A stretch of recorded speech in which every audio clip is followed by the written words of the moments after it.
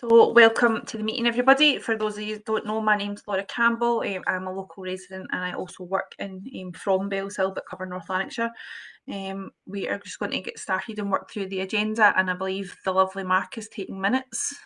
So if you could stick your name in the chat bar so he knows who everybody is, that would be great. So we have a number of apologies this evening. You ready, Mark? So we have Alice Ludlow, Colin Morrison, Anne-Marie Tracy, Sharon Pollock, Sharon Bissett, Karen Eskin, Councillor Biddle, Councillor McCluskey, Councillor Campbell, Councillor Linden and Councillor Stubbs, and Councillor McNally, Frances Mackay and Jolene Hutchin. And I can email that out to you if you're scribbling frantically there. So we'll just get started with the agenda items. So we have the minute of the previous meeting and any matters arising. The minutes have been circulated, so I hope everybody's had a wee chance to read them. Is there anything arising from the minutes?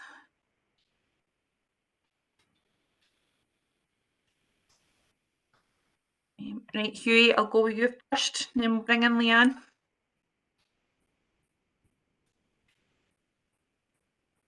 You're on mute, Hughie. Chair, maybe we should let Leanne in first, because the points I've got, she may be going to report it, so I'll wait till Leanne's finished. No worries, Leanne. Thanks, Chair. Thanks, Hughie. I think there was 2 points for me on the matters arising. The first one was around the Concordat and making sure the information was sent to Sam Hunter and Councillor Barry McCluskey. That's been done. The information was shared. The links to the thematic focus groups were shared. I think maybe what Hughie was going to come in around was the budget in relation to... Sorry, just a wee second. Sorry, Hugh, can I just clarify, were you going to ask about the section and the minutes around the indicative budget for View Park Gardens? No. What were you going to ask about? I've asked about View Park Gardens about 10 times, so I've stopped asking about it now. I've had 3 points on the what's happened to the bins. I think it was a Mr. Sam Hunter complained about and I actually support it, and somebody else, I think for Bellshill. I don't see any difference out there, but then maybe other people do. The other thing, Leanne, was the traffic in Old Edinburgh Road, which Councillor Campbell has complained about, I think 4 months ago, and the 450,000 from Scottish Government to play parks that you were supposed to get in touch with me, which you haven't. So that's the 3 things, Chair. Okay, I think in relation to the traffic issue, that has been passed on to roads for them to look into that. In relation to the bins, I don't have an update on that right now. But I don't know if maybe if Alison does. In relation to the plate, I can give I thought an email had been sent to you, Hugh, so apologies if that's not happened, but I do have an update in relation to that. So the update is that the Scottish Government Play Park Renewal Fund is allocated on an annual basis, as you know, to each local authority. Years 1 and 2 have been allocated for North Lanarkshire through assessment of our play asset management. And so that was kind of identified through projects from the communities team in relation to outstanding play provision projects, that were already on local development programme lists. And this will continue over the next few years with projects being identified in each community board area for delivery. So the breakdown for the first kind of 2 years of the programme, covering up to March 2023, was that the year 1 budget was £341,000, with the year 2 budget around £360,000. There's been 2 play parks in the Bellshill locality, so the Kirkley Road play park to the value of £85,000 came out of that budget, and I think that should either be complete or nearing completion. And in year 2 at Lilac Crescent, which I understand is pretty close to completion as well, if not done. That's £40,000. That's what's been allocated for Bellshill from those first 2 years. But obviously there will be further allocations made over the next few years, but it is kind of, so the way that we look at play provision is that we assess it as a whole. We look at need, we look at demand for local communities, and we obviously over the years we've covered some of that through LDP, and we've quite often had to bring in external funding. So what we've done is looked at the need and the assessments that have taken place to date and just tried to prioritise and deliver the projects that we can through that fund to date. And I think there is a response, my response around View Park Gardens is noted in the minute, and that position still remains. And the situation is that there is an indicative budget for the gardens still notionally allocated for around View Park Gardens. However, we've still not received any detailed proposal for how that funding will be spent, hence why nothing has progressed yet. It was originally, I think it was not necessarily allocated to one organisation, it was allocated for work around the different organisations that are operating in the gardens, but obviously there is kind of specific organisations that are taking forward work in the gardens at this current time, so we are waiting on a proposal to come in from them, and we are working with that organisation at this point in time. Do you want to respond to that? Just to come back to you, no, Leanne, regarding it was a one-off funding from the Scottish Government. It'll never, well, it might happen again, but it doesn't normally happen. It was £450,000, and it was solely for upgrading of present play parks. It wasn't for any new play parks. I know there's been one in Kitlee, was done very quickly because I've been up and seen it. But no, this was, and there've actually been money allocated to other community boards off this 450,000. But Bellshill doesn't seem to get any, so far haven't had anything. Thanks, Chair. I'll need to pick that up with the projects team again, because I have had that discussion, and the feedback that that we've had is that, so obviously we look at play as a whole through, it's kind of linked into the local development programme kind of lists that we've got sitting there, and we look on an annual basis in terms of upgrades and new facilities that are required.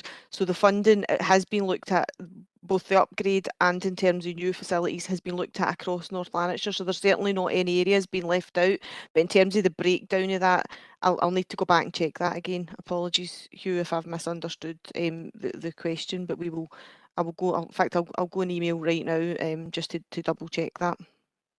Okay, Chair. Thanks, Len. Thanks, Chair. Thank you. Yeah, so we'll move on to agenda item number 4, which is local priorities, and we're going to start with community safety and community engagement, and up first is a Vanel update from Michelle. Thanks, Chair. So just to say, we have shared a Vanel update with the papers, so happy to take any questions in that. But I'm here this evening to talk about locality network events. So we had the Bellshill and Motherwell Locality Network event on the 29th of November. The events are joined, so we had our first event within Forgewood Community Centre. The next event, which will be in about 5-6 months' time, will be in the Bellshill area, so we've still to look at dates and venues for that. We are expecting to have that confirmed quite soon, and we will share that as soon as we have the details. The events themselves, we're delighted that they're back because they haven't taken place since December 2019. And I know that we have some previous attendees here and some people that have spoken at the events in the past. So the format of the events are a 3-hour event, and we have networking, we have an information table at that, and usually we have between 6 and 8 speakers attending, which ranges from very local organisations to organisations covering several areas in North Lanarkshire and some nationals as well. So we do have a mix of speakers, and very often it's something that's very relevant for that time. So the events themselves, I can tell you, let's just get the agenda here. at the last event, we had a sector update that we provided there. We had a community solutions update from Christopher Davies from Orbison Neighbourhood Centre. We had an interactive feedback session around the Community Concordat. We had a presentation from Full On from Stuart Doig. We had a presentation on Community Climate Awareness and Action Project, CAP for short. We had an update on the Hollytown Climate Action Town project. We had Bellshill Strathclyde Park update. I don't know if anyone has seen that. I've driven past. It looks quite good and very interesting. And we had Richard Bolton from Forgewood gave us an update on what's happening in the Forgewood Community Centre. Most speakers used presentations. The presentations will be available on the VANEL website. So if you didn't manage to get to that event, please have a look and see the presentations. If you have any questions, come back to us at all. We'll try and help you with anything there. We will be looking at some point for interested parties that wish to speak at the next round of events. That'll be a bit nearer the time. And we will share that across our social media. I would encourage anybody that hasn't already to follow us on social media and also to sign up for bulletins. But we will be updating at the community board dates, and we'll be sharing dates through Community Matters as well, so that everyone's updated on when these events are. And just to say, we've had some great feedback following the events. People are delighted to be back in person, speaking to each other, catching up, finding out what's going on. So we are, as I say, really glad they're back in person and they're happening, and we're looking forward to the next ones. So I don't know if anyone has got any questions. You've got a virtual hand up. Don't know if that's just still up for the last time. Sorry, it is, Chair. I'm wondering how you load. Oh, I see it now, Chair. Does Sorry anybody about have any questions for Michelle? No. You're getting away easy, Michelle. I know, and thank you for accommodating me, Sharon. I missed a last minute change to Sharon was unable to come along tonight, so I'd spoken to Darren this morning and said I'll come along and give an update. So because it's a very unexpected plan for me coming along tonight, I'm going to head off now. But if there's anything, contact Sharon, speak to colleagues here, and you know, if you think of a question, come back to us and we'll get that answer back to you. Brilliant. Thanks very much, Michelle. Thank you. See you later. Bye. Can anybody tell me how you raise your hand? So there Where's should the be a control? little hand at the bottom of your screen next to a wee face. Well, not on my iPad, I'm afraid. Oh, I don't know, Leanne, do you know? Well, I'll just need to wave my hand at the camera. You just wave and I'll watch it for you. Well, I'll keep an eye out as well, Sam. Just you wave or shout if you, because I don't know either on your iPad. Sorry. I know, because in WebEx I can't find it. You can find it in Teams and you can find it in Zooms, but I can't find it in WebEx. Yeah. Could I possibly come back on this bin thing for you? When we had that last meeting last month, Bellshill Community Council had complained to Andrew McPherson about the wheelie bins, as I'm fed up doing, and I let it lie for a wee while to see if anything had changed, but as Hugh said, it's still the very same. So I think we need to go back to Andrew McPherson again, because the bins are just getting thrown in the pavements, creating obstacles for everybody, not just disabled people, just like the cars that's parked in pavements, which nobody seems prepared to do anything about. So I think we need to go back to Andrew McPherson about the bins again. Thanks for that, and I'm sure Mark will take a wee note of that. So back to the community safety and community engagement updates. We have Inspector McCluskey next from Police Scotland. Thanks, Chair. You could have left me to last. There's always the best to last, as you know. Just to give us an update, ongoing update of some maybe issues in the area that we're notifying. Just again from the off-road bikes, it's reduced over the last couple of months, but that's probably due to the weather. We're well aware that this could increase over Christmas again due to the fact of the people purchasing bikes. For your own information, we have now purchased all the bikes, the quad bikes, thanks to all the local community boards, and the training starts next week. I think my guys are maybe the next one, which is the start of January, so there'll be local ward officers in January be able to go to off-road bikes. So that's good positive news there, and we'll continue with that. Also, the new skate bike pump park down at the Bellshill Strathclyde has been a great success. It was all good up until the last few days, and I've had a wee update that's maybe some local youths are causing a slight issue there, so we'll take that on board and we'll look into that one to make sure that gets nipped in the bud early on. Again, Nielsen Street, we thought that was mainly had calmed down with the youths, but again, I have a wee bit of information this week that the youths are starting to hang about the houses round about there, so we'll take that on board. As well as that, Hugh, I've noted the Old Edward Road, the speeding. We were out there yesterday with the speed cameras, the speed guns. We'll continue to monitor that down there, and as Leanne said, the council are going to monitor the traffic flow there, and they'll give us an idea of what actual speed they're doing there over a period of time. So that's something we'll keep an eye on and we'll feed back at one of the community council meetings. Again, some good stuff, the prevention stuff we've been doing. We're working with the Scottish Fire and Rescue in the schools over November the 5th. We had Operation Moonbeam. I don't know if anyone's aware of that. That's a sort of tri-service approach to that. It's the council, the fire and police go out and about. Any bonfires that were out there, we were getting rid of them before they happened. And I have to say, I think it's worked even better this year than it did the year before. There was a lot less reports of sort of fires in areas we didn't want them to be, which was good. So that's positive, unless you're telling me something different. But I did see a big difference this year, so that was good there. I don't know if somebody's aware, there was a spate of ABS cables getting cut down in View Park, so the Thornleywood area. That turned out to be vermin in the area, believe it or not. So we put a fair bit of work into that. There was 14 cars involved. They all had ABS cables cut, but after putting a lot of work into it, it turned out to be actual, we think, probably foxes and rats eating the cables. And once we put out in the media, a wee bit of panic set about, but actually helped us a wee bit. And we got several reports from various other areas, East Kilbride, Coatbridge, that was happening there as well. And some residents actually have to wrap their cars in sort of chicken mesh each night to stop it happening, because the rodents have got a taste for the sort of rubber. So that was a good result that we knew it wasn't somebody out there causing damage to these cars, but it was actually rodents area, and we had some CCTV for that as well. So it was some good work for yourselves. Again, the Community Alcohol Partnership is almost there now. There was a slight delay due to one of the officers there getting COVID in the cap. So that's going to be ongoing at the start of next year for Bellshill and View Park. So that's going to be really good to try and discourage people from buying drinks to local youths.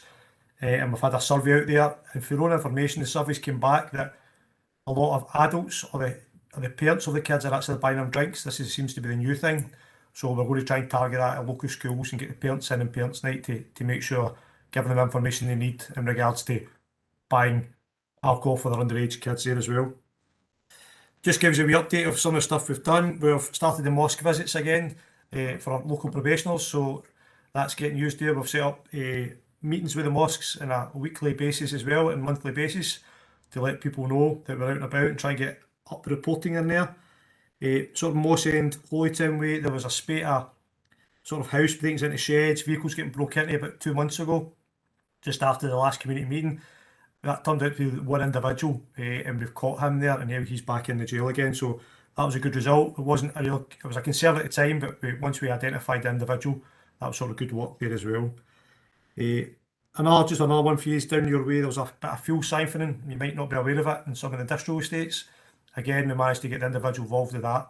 We expected that to be bigger than it was because of sort of the current climate of people stealing fuel and the price of fuel. But again, that seemed to have stopped that as well. Other than that, that's probably it for myself. A lot of that stuff is linked to the LOIP stuff we're looking at. So if there's anything else you want to know or any questions, I'm more than happy to take any questions now. Leanne, do you want to come in first? It's not a question. I just wanted to I've got something to confirm about the earlier point that Hugh raised. I've just had confirmation there, but I can come in. I can let people come in and questions in this first, Chair, and you can bring me in whenever suits you. Mark, do you have a question? Thanks, Laura. It was just a point about, I'd sent an email around last week for the next block of street soccer. So there's a couple of points that you've obviously made there, Jim, about potential areas that could be. But the only service I've had any feedback back from is Paul at Scottish Fire and Rescue. So again, just that youth diversionary programme is there at the start of next year. So we'd be keen to get as many suggestions for where we could put that in terms of what you're seeing out in the ground. So I've taken note of the ones that you've said, but if you could fire them in the wee email, that would be grand. Yeah, no worries, I'll get back to you on that. It's not a problem at all. Right. Hugh? You're on mute. Sorry about that. It's just to ask Jim, I know the Scottish budget isn't due until next week, the 12th, but we already know that the local authorities' budget's been cut by millions of pounds over the next 3 years. Is there any indication that the police budget is due to be cut, and obviously would it have a major effect on the service? Thanks, Chair. No, Hugh, we're sort of shaded from that a wee bit. There's been nothing from us. For your own information, there's been meetings ongoing about community teams and all that, and there's nothing changing at the moment. So we'll still have the same strength, the same ward officers, and myself in place at the moment. So a wee bit of encouragement that we are trying to just business as usual. But the budget side of it, I've not heard anything. That's probably well above my pay rank, to be fair.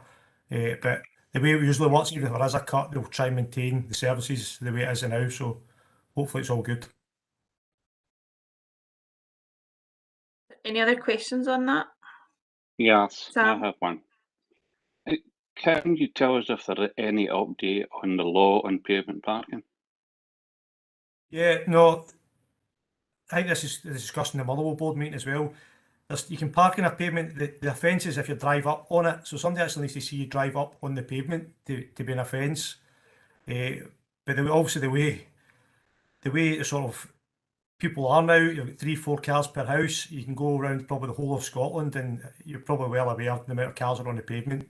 So we try and obviously just educate folk to not to do it, but it becomes very difficult unless it's causing a real danger. The officers will tend not to charge folk for driving otherwise on a road. That's what the offence is. There's not actually a specific one for driving on a pavement or parking on a pavement, I'm afraid. Does that take into account the new law that was passed by the Scottish Parliament? I mean, but I know this thing about, you've got to be seen to be driving onto a pavement, but that was the old kind of setup. I mean, the new law that was passed by the Scottish Parliament, has that been implemented yet, or is it going to be? Yeah, Sam, you've got to be frankly honest. There's that many legislations passed that I wouldn't know what one it is, but I'd have to have a wee research into that. But I can try and research and get back to you, obviously. Yeah, it'd be great, because this is, I mean, I think this goes back about 2 or 3 years when it was put through the Scottish Parliament. Then it was passed to Transport Scotland. Transport Scotland passed it to the local authorities. Right, okay. And then somebody did tell me that the police had actually said there were too many cars on the road for them to enforce it. Right, again, I'll need to look into it, but sometimes these legislations are passed and the power's actually passed down to the other authorities rather than our police. So that may have been the case, because I don't remember we usually get told about the new legislation and obviously get training on it, but I don't remember anything under the Road Traffic Act or regulations at that time. So it's maybe been through Parliament and passed to different organisations to deal with it. Because that causes just as many headaches as the wheelie bins and pavements. Yeah, I totally get it, but we're just in a society now that there's that many cars.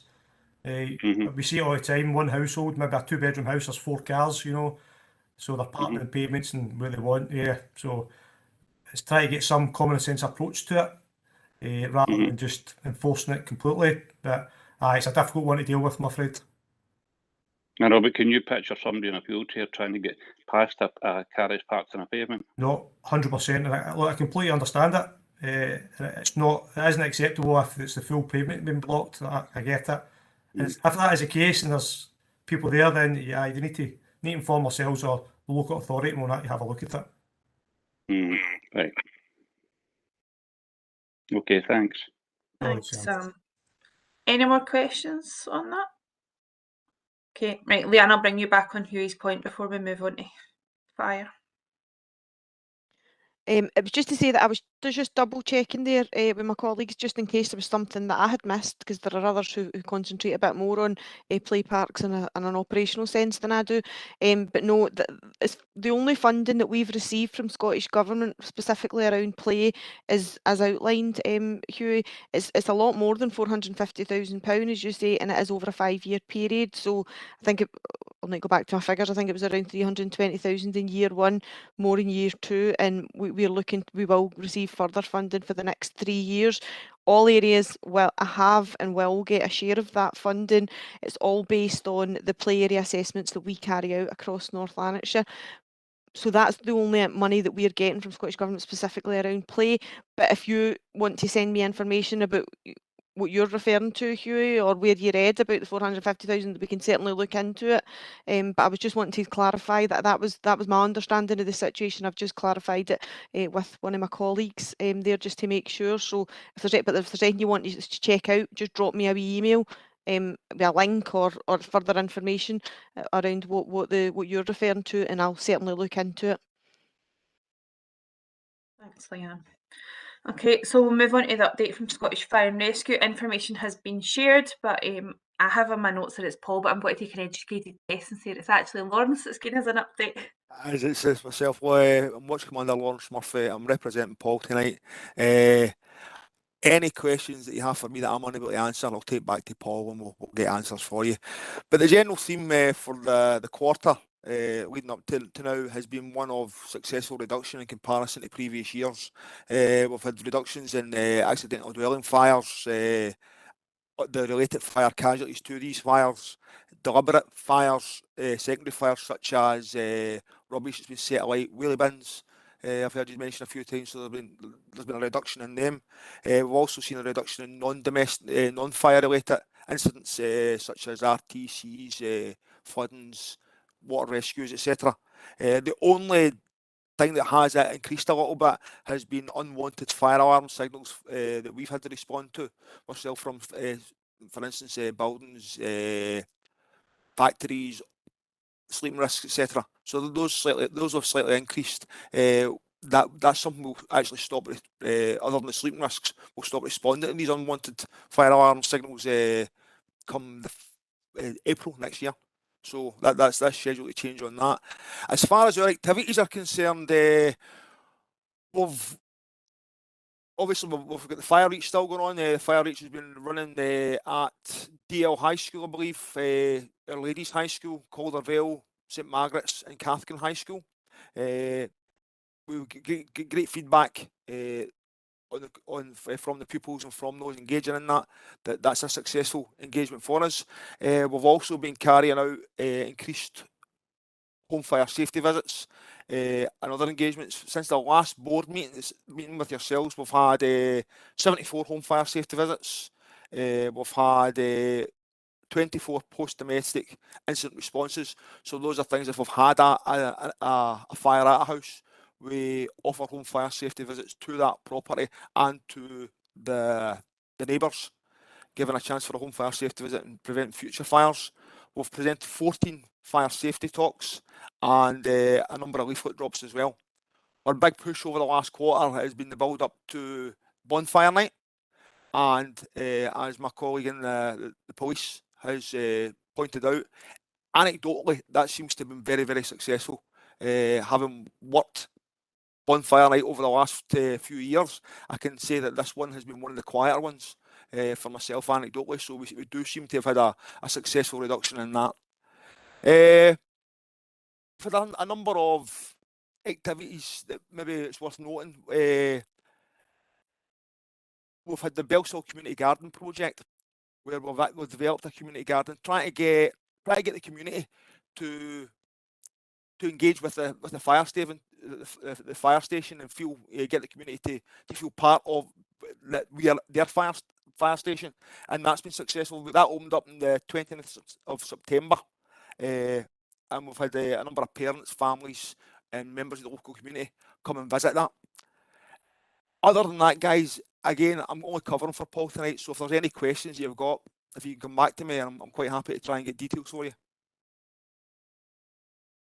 Does anybody have any questions?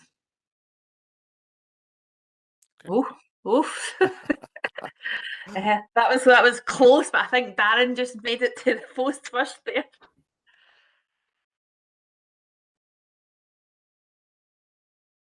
Oh, he froze. Froze that. Oh, there you go, Jim. You're getting in. I get in first. No, I was going to tease. I'll just say blame Paul for anything, even if it's any police related. That's it. Paul Council, he deals with it all. No, I just want to get back to Sam. Sam, I done a wee bit of research when I was off there. It's the Transport Scotland Act 2009. It's not going to be implemented until 2023 at the earliest. It's through a secondary legislation. It's going to be the council that are going to be responsible for the parking measures for that one. So it's going to be at least until next year before that comes into force. That's how I wasn't aware of it yet. Next year's in a couple of weeks' time, isn't it? Aye, well, I know. Aye. So, aye, any issues next Okay. year, don't speak to me. I mean, speak to the council. No, I think Right, thanks for it's that, next Jim. year, but whether that goes through at that point, again, it'll determine how it's going to be enforced. It's going to be this year, I think. Right, thank you. Thank you. Darren? Hiya, sorry, my internet dropped out.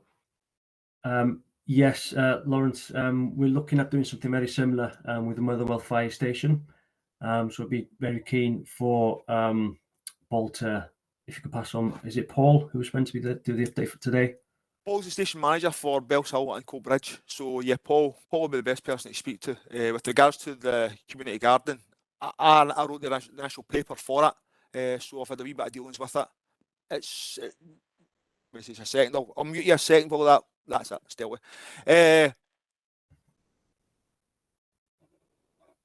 Yeah, I'll just talk through it. We've dealt with a local community group, VIP, who have kind of they've been organising the garden aspect of themselves, the building of the equipment around it, the general maintenance of the garden, and they're dealing with that side of it. It's on our station grounds, and the community is welcome to access it. Brilliant. Yeah, I have a meeting with Gail from the VIP. Gail? To learn a little bit more about. So I'll be looking forward to making a site visit to your fire station to learn best practice. So that'll be great. So it's great to meet you, Lawrence. Thank you. Thank you, Chair. Thank you. Does anybody else have any questions? No. So we can move on to the poverty and food insecurity update. There was a report shared, but Mark, I believe that's you. Multitasking tonight, taking notes and talking. How successfully I'll be able to do either of those things is a different story.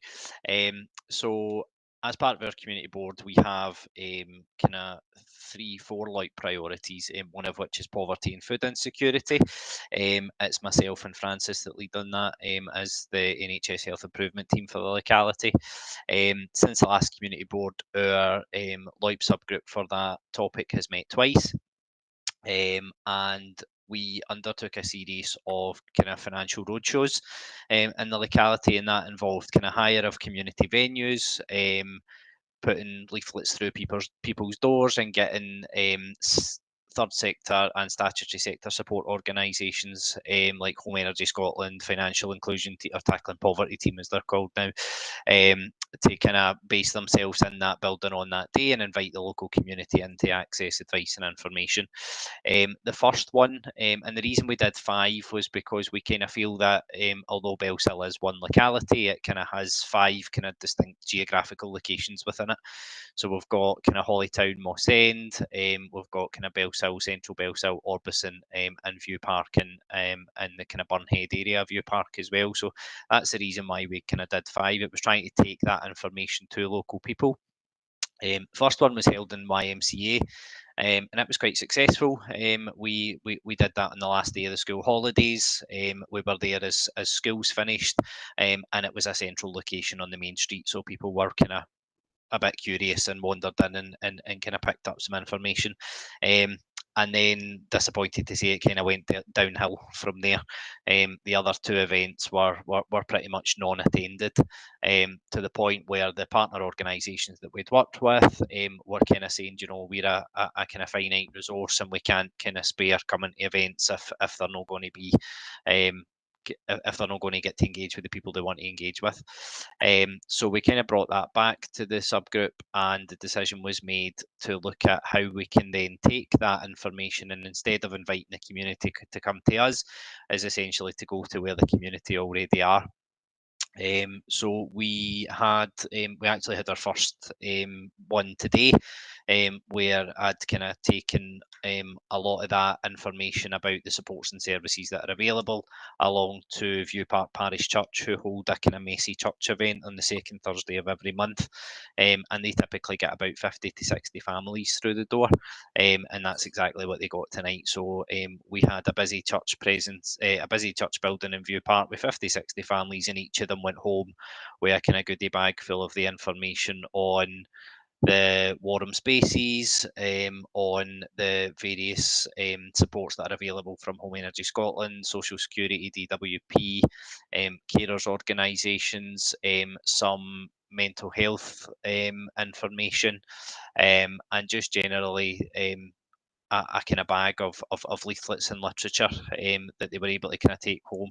And as I was kind of handing them out and is kind of explaining kind of what the contents of the bag were, a few people did kind of open up and had kind of said that they did have concerns about their fuel usage, and you know, where they would turn for kind of support and stuff. So I think by taking that approach and going to where people are, that's proved to be kind of quite successful.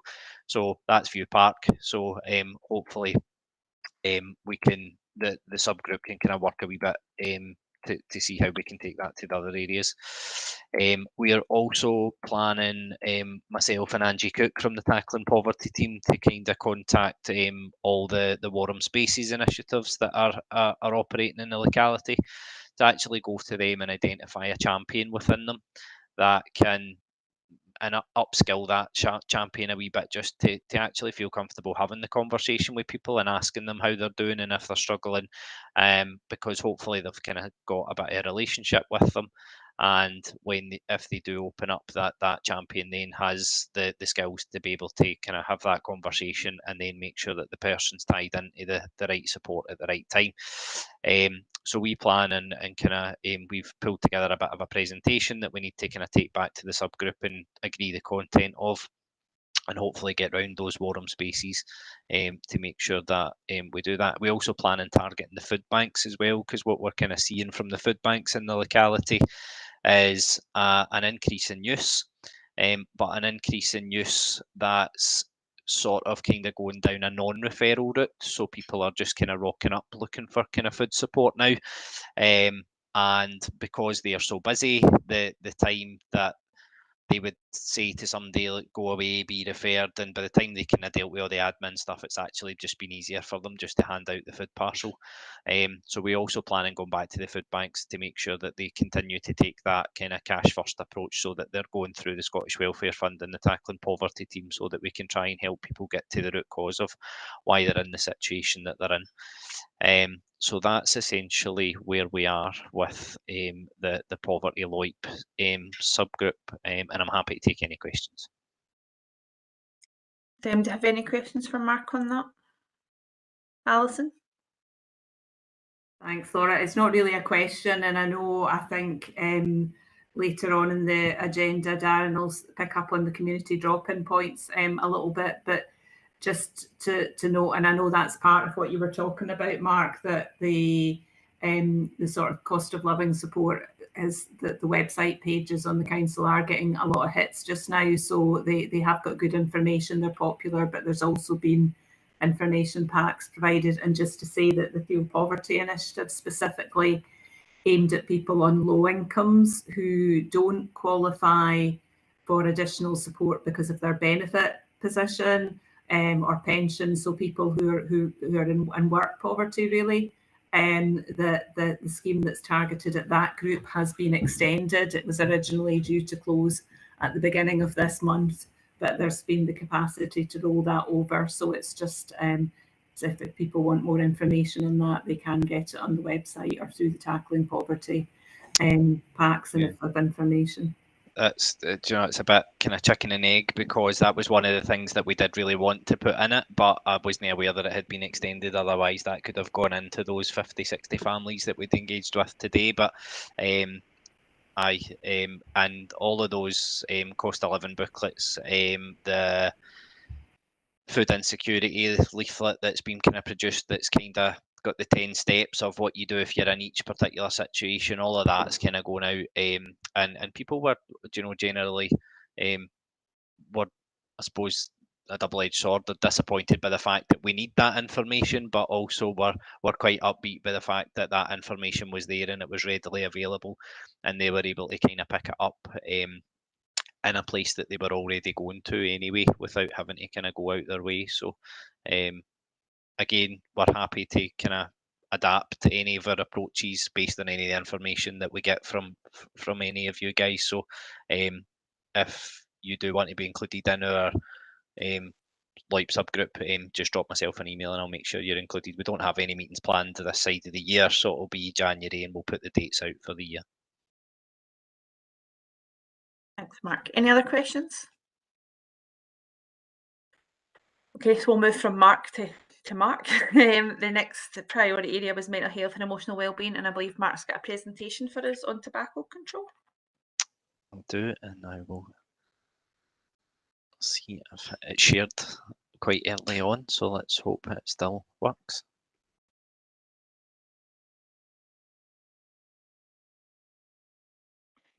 There we go. I now can't see anyone, but is that there? Yeah, Mark, it's there. Thank you. So I was asked by your tobacco control team in Lanarkshire, who I think had engaged with yourself and Matt Leanne, about kind of coming to the community boards and kind of providing a wee bit of a snapshot of the work that kind of happens under the auspices of tobacco control in Lanarkshire. So I'll just quickly run through the presentation, and again, happy to take any questions at the end of it. This is a wee graph that displays our smoking prevalence in Lanarkshire. It is on a downward trajectory. However, it's not kind of coming down as fast as we would hope, and certainly it's not coming down at a rate that will allow us to meet the target that the Scottish Government have set us, which is to have a smoking prevalence of 5% in Lanarkshire by 2034. Mark, sorry, your slides haven't moved on to the graph. That's helpful. I think Natalie had the same issue in Motherwell. Let's see. Am I going to have to stop sharing and reshare every slide? Is that how this is going to work? Click see the top bit where it said enable editing?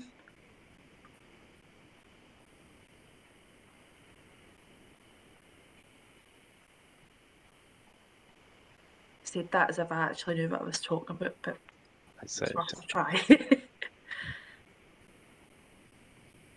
If there's any issue, you can email it over to myself or Darren or Kinwan. We can share it for you. Worst case scenario, I'll rattle through it without the slides.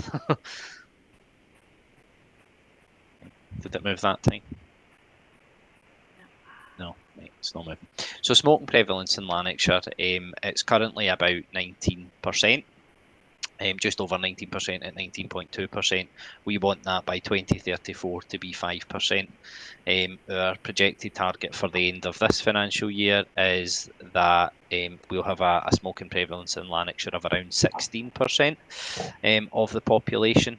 And if we can continue in that trajectory, we'll be about approximately 16 years behind target by the time we get to 5%. So part of the reason coming here today is just to kind of raise awareness of that and ask people to kind of think about what potentially they could do within their service to kind of help us achieve that target.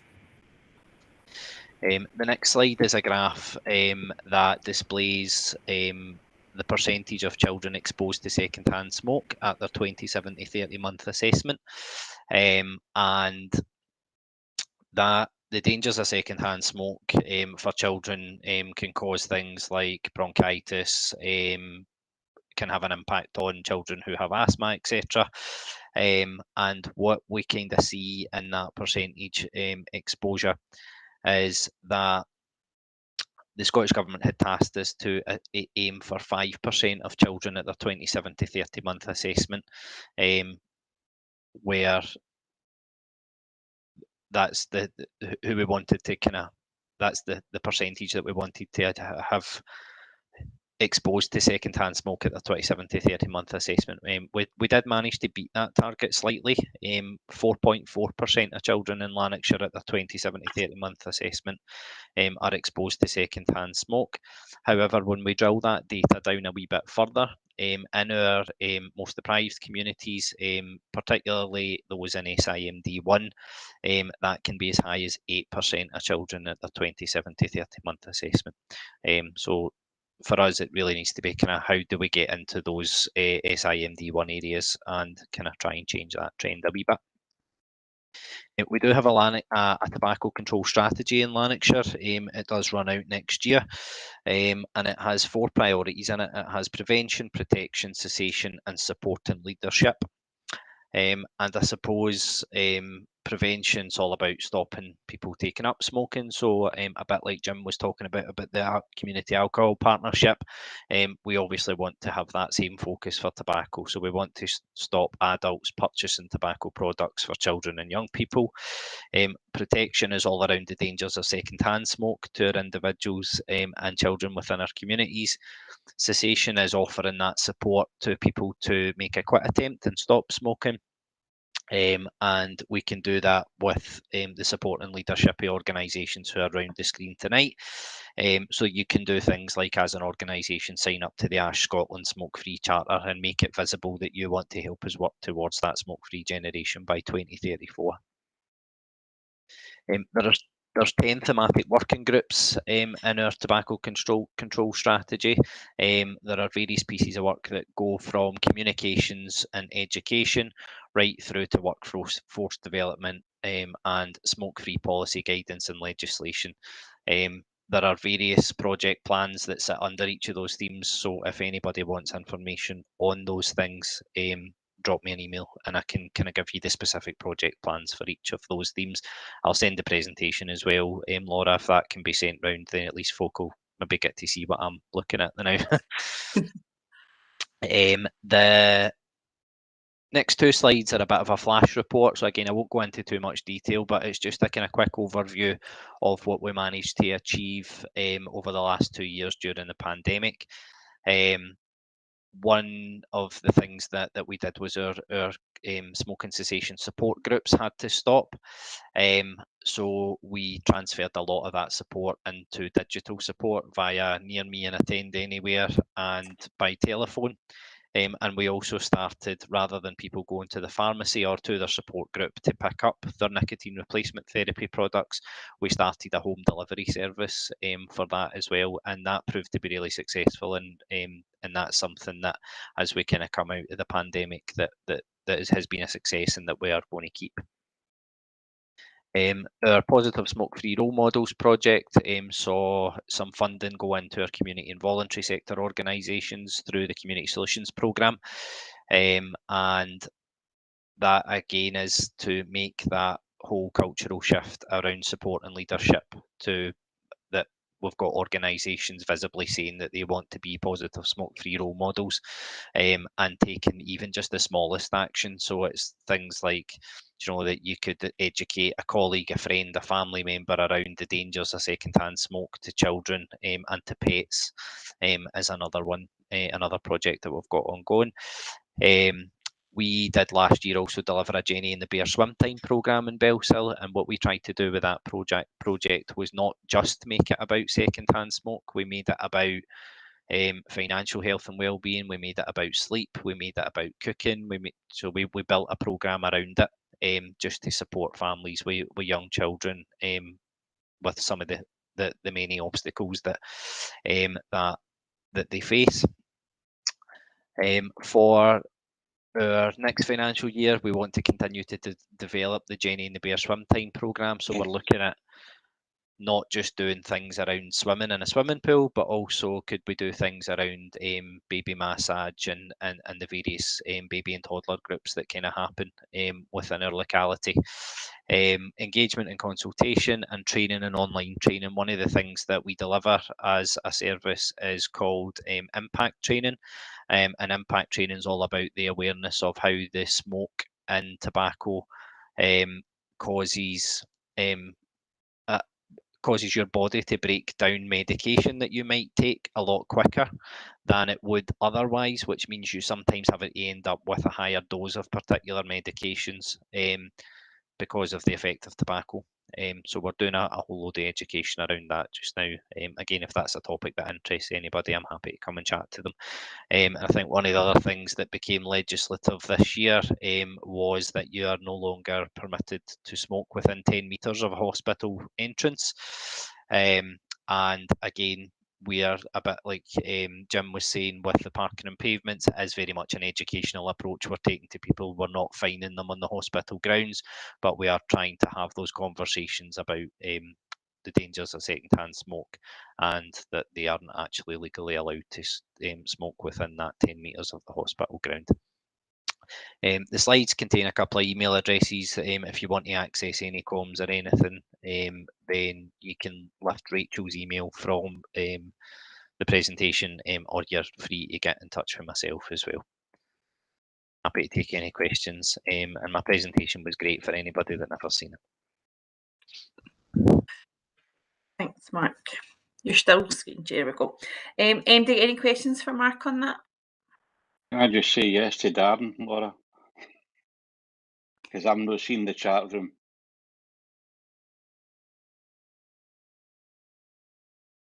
Okay. You get that, Dan? That's because I think you're up next, Sam, aren't you? So yes, we'll move believe on. that. Yeah, we'll move on to digital inclusion. So Sam is the rep on that, the digital driving digital locally subgroup. Do you have an update, Sam, or do you want Leanne to jump in? Well, Leanne might know more than I do because there's supposed to be an NL digital subgroup meeting night postponed for last week and it was cancelled as well. And I was under the impression there were going to be another update note circulated to all the community boards, but I've never saw anything. I don't know where Leanne has or not.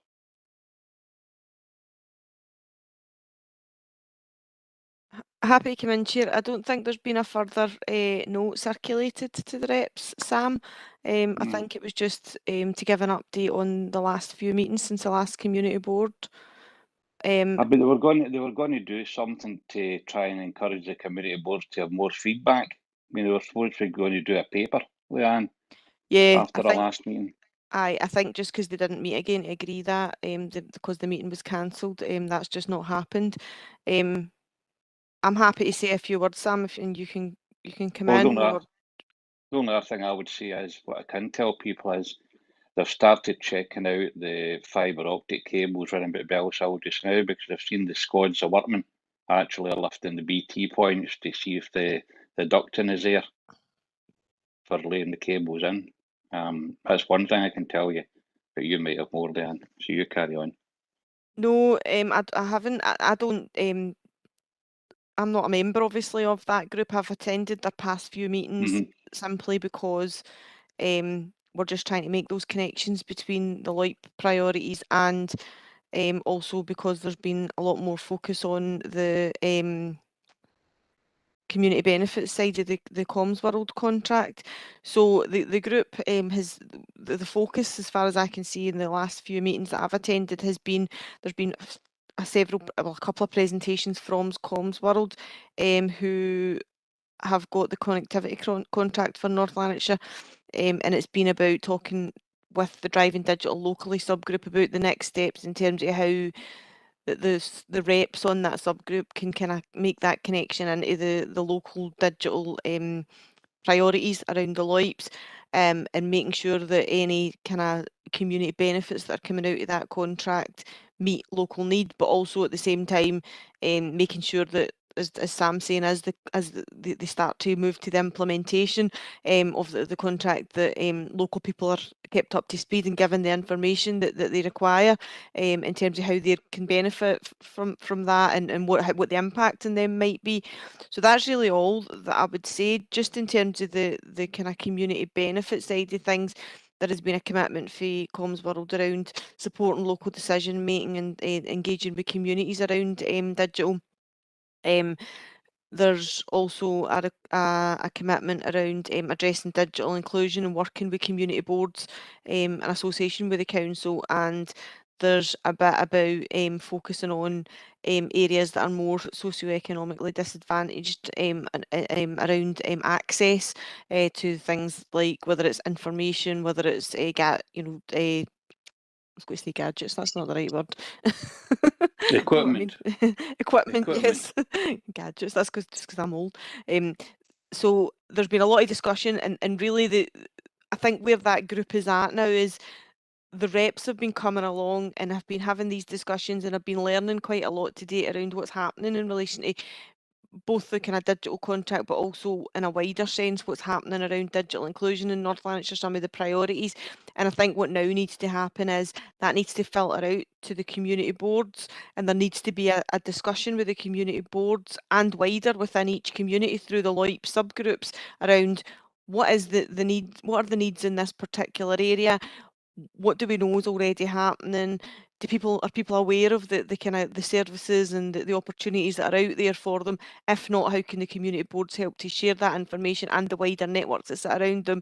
Or if there are gaps in a particular area, what do we need to do to fill those gaps, and who do we need to be talking to?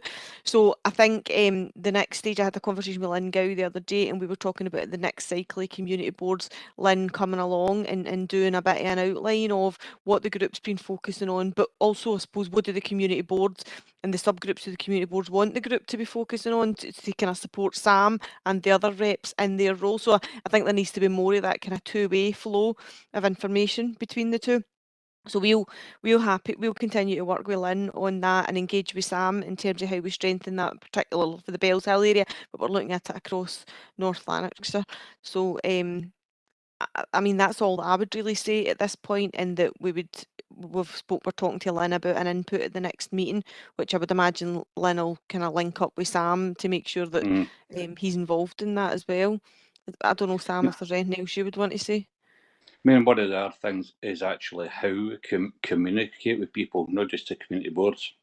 You know, how we actually do it, what method we do it, because a lot of people, I talk to folk and folks say, what are you talking about? So it's how we actually communicate the whole thing about NL Digital to people and businesses, whether it's done digitally or by flyers or whatever. I think that's one of the things that's still kind of getting discussed as well. Absolutely, Sam, and I think you're right. It's not just about the community board. I think what I suppose the focus in the community board so today has been that it's about that there are digital priorities in pretty much all of the community boards, and even where there isn't a digital priority, there's digital running through other priorities, and it's really about how do we then bring that to life in a local community so that it's not, that it's feeding through the community boards, but it's about the wider community. And it is about, do we need a local subgroup, or do we need to bring together the organisations that we know are delivering around digital locally? And I think that's the stage we're at now, where we've got the rep, but Sam's only one person. We really need that local network around Sam, so that whatever's getting fed into the driving digital locally is coming for the Bellshill community, and vice versa, so that we're kind of supporting that two-way conversation around what do we need to do in Bellshill? Are the actions mainly around better sharing information and engaging with people around impact and what they need, or is there actually some gaps that we need to fill? And if we need to do that, then at a local level, who do we need to bring together to have those discussions and conversations, similar to what Mark's talking about around the kind of tackling poverty work? We need to bring the right people together to harness some of that local action. I mean, the other thing is we're still looking for another member for Bellshill Community Board and the other community boards to join the subgroups as well, because the more people that's involved, the better, because then you're getting a broader view. And again, I would just like to make this point clear. Everybody, as a blind person, there's things appear in the chat room here okay, Darren put something up a wee while ago asking me if I would do this, and luckily enough, I picked it up on my earpiece, but I couldn't answer him in the chat room. So I think people need to be wary of these things as well, about what's going on in the chat room and how folk can respond to what's in the chat room. Absolutely, Sam. We are very acutely aware of that with WebEx, that it's not particularly accessible. What we will absolutely commit to doing is going through that chat bar and making sure that any information that's on there that's relevant, that we will make sure that it's circulated after tonight's meeting so that nobody's missing out on the information that's on there. And we will absolutely commit to not putting anything on that chat bar that we don't reference or speak about, and make sure that everybody is aware of, so that when the information does come out, you know what it is that we're talking about, because we really are quite One aware thing of I that. would like to say, just it's slightly off for the NL Digital, but I would like folk to have a look at the crossings at Hamilton Road, Nelson Street and Glebe Street, because we've had the added feature put onto them now for Smart Cross. You don't actually need to press the button on the crossings there now. You put your hand underneath the crossing and just swipe it, and it operates the buttons for crossing the road. And you can also use an app on your phone, and it'd be interesting to get folks' feedback on it, because it's part of a kind of North Lanarkshire wide pilot in different areas. So it would be interesting to get people's feedback there. Thanks for that, Sam. I'm going to bring Paul in. Sorry? Paul, do you have Hi a there. question? As part of the digital strategy, I was just wondering, has there been any conversations about digital identities? In what respect? How do you mean? Sorry, so basically there was a digital identity service meeting that took place on the 16th of November, and it's talking about a digital identity programme for Scotland, and in it, what is it? I can put it in the chat for others to obviously see. Pasted it in there, and it's talking about, what was the bit that it says? Sorry, I'm kind of lost it a little bit. Yeah, anyway, so it basically talks about a digital identity for services for 2023 and beyond. And as part of the actual YouTube video for this meeting that had taken place, it was talking about scanning your biometric information into your digital ID, and it was also talking about having a kind of digital wallet. So I take it there's no chat at all about this type of stuff?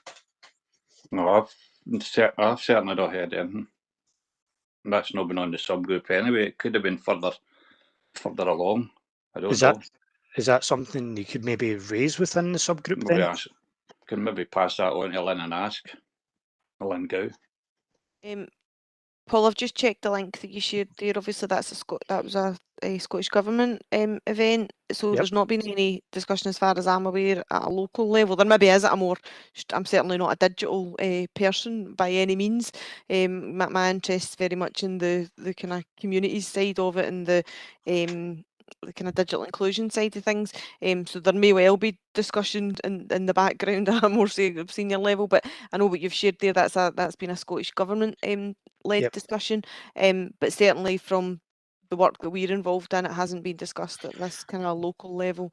I don't know if anybody else has got anything else that they would want to feed into that. Obviously, the vision thing that's planned for North Lanarkshire for the town centres, big part of it is turning it into smart cities, and which is basically a data dragnet to capture everybody's movement, everything you do, etc. And for that to occur, you need a digital ID. Otherwise, the data is just not assigned to anything. So there's obviously something going on in the North Lanarkshire aspect in terms of the infrastructure. And then there's this disconnect between there and the Scottish Government, which is planning on bringing in a digital identity.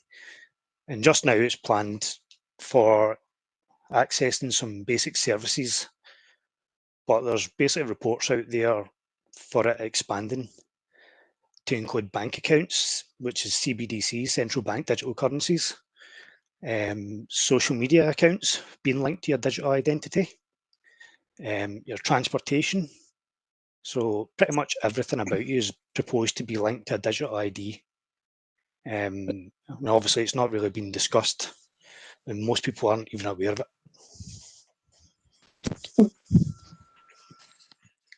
Is that noted to take to the subgroup? Yeah, I think it is, because I mean, I would have thought there might be some implications there with data protection. You know, Well, for, that's covered under the whole aspect of blockchain that's supposedly private, but obviously it's not. I'll try Thanks for and raising pass something on to Lynn about that, just to ask. But again, as maybe as Leanne says, that it could be higher up the chain that's not come down yet. Big brother. Pretty much. Thanks for raising that, Paul. We'll get it noted to take it to the subgroup and see if there's any feedback somewhere. Thank you. Mark, do you want to come in? It was that long ago, Laura. I can't actually remember what point I was. Oh, I have remembered. In terms of having a local subgroup, I was of the understanding that Van Ale were leading on that for us in a Bellshill capacity. Has that changed? Because I think in our published LOIP document, we've said it's a priority, but then we're obviously not doing anything about it locally if we're just feeding into the driving digital work stream. Leanne? I think, Mark, you're right in saying that Van Ale were identified as that initial lead. Obviously, it was before that I kind of came into this area, but then there was a bit of a collective discussion around how digital, similar to some of the other priorities, sits across a number of areas, and there is a kind of digital strategy. And at the time, they were looking at setting up a driving digital locally subgroup or subgroups in North Lanarkshire. And at that time, when we'd first published the LOIPs, I think there was a recognition that there was a need to do a bit of kind of connecting up the local and the strategy, and kind of almost mapping out what needed to be done from the strategy perspective, and then looking at that at that local level. So I think it's absolutely still a local priority, but I think we're now having started some of that. So the original kind of agreement was, okay, let's initially get a rep from each of the community boards onto the driving digital locally subgroup, and then try and kind of work through some of the North Lanarkshire wide kind of priorities, and make sure that we're feeding in any concerns or challenges or issues from a local perspective, and then making sure that there's that two-way flow of information. I think where we're at now is we now need to revisit that need for a local subgroup, and kind of saying, right, we've kind of done that bit, we've done the because I think a lot of the community board areas were saying the first steps are we need to map out provision, we need to find out more about what's going on, we need to, and I think there was a bit of a, well, let's bring that together and try and do that, some of those actions across North Lanarkshire, and then look at, well, what do we need to do in each of the areas? And I think that's the point we're at now, is where we now need to localise, we need to bring it, kind of brought it up, and we now need to bring it back out into the local areas and revisit in each of the areas. So I know one of the things that Darren is looking to do with the local partnership team and kind of local partners is after Christmas, I think maybe January, February time, is to have a kind of development session with key partners to kind of sit down and say, right, where are we at with the LOIP priorities? What do we now need to do? Do we need to revisit what we maybe are at, not the essence of what we said, but maybe the mechanisms for some of the priorities, just to make sure that we're not missing anything, and that we are doing it in a way that's where there's a local priority that connects to a strategic priority, if you know what I mean. We've made those connections. So I think we're at that point now of saying, right, in Bellshill, how are we going to take forward the digital inclusion priority, linking to that, the driving digital locally subgroup, rather than up until now, I think it's been a bit more about looking at things across North Lanarkshire, but being aware that we've committed to doing something at a local level, if that makes any sense. There's just been, I think, a bit of a process we've had to go through. No, that makes perfect sense, Leanne. I would agree. I think we're at that point of it would be nice to have that, bringing that back locally, because like you said, it crosses over into so many other of the priorities as well. And for me right now, it kind of feels like it sits a bit out there rather than at that kind of local level where the other work's happening. So that'd be good if that can happen next year. Thanks. Thank you. Okay, so we can move on to agenda item number 5, which is community matters, and we have Kira giving an update on the Food for Thought family fair.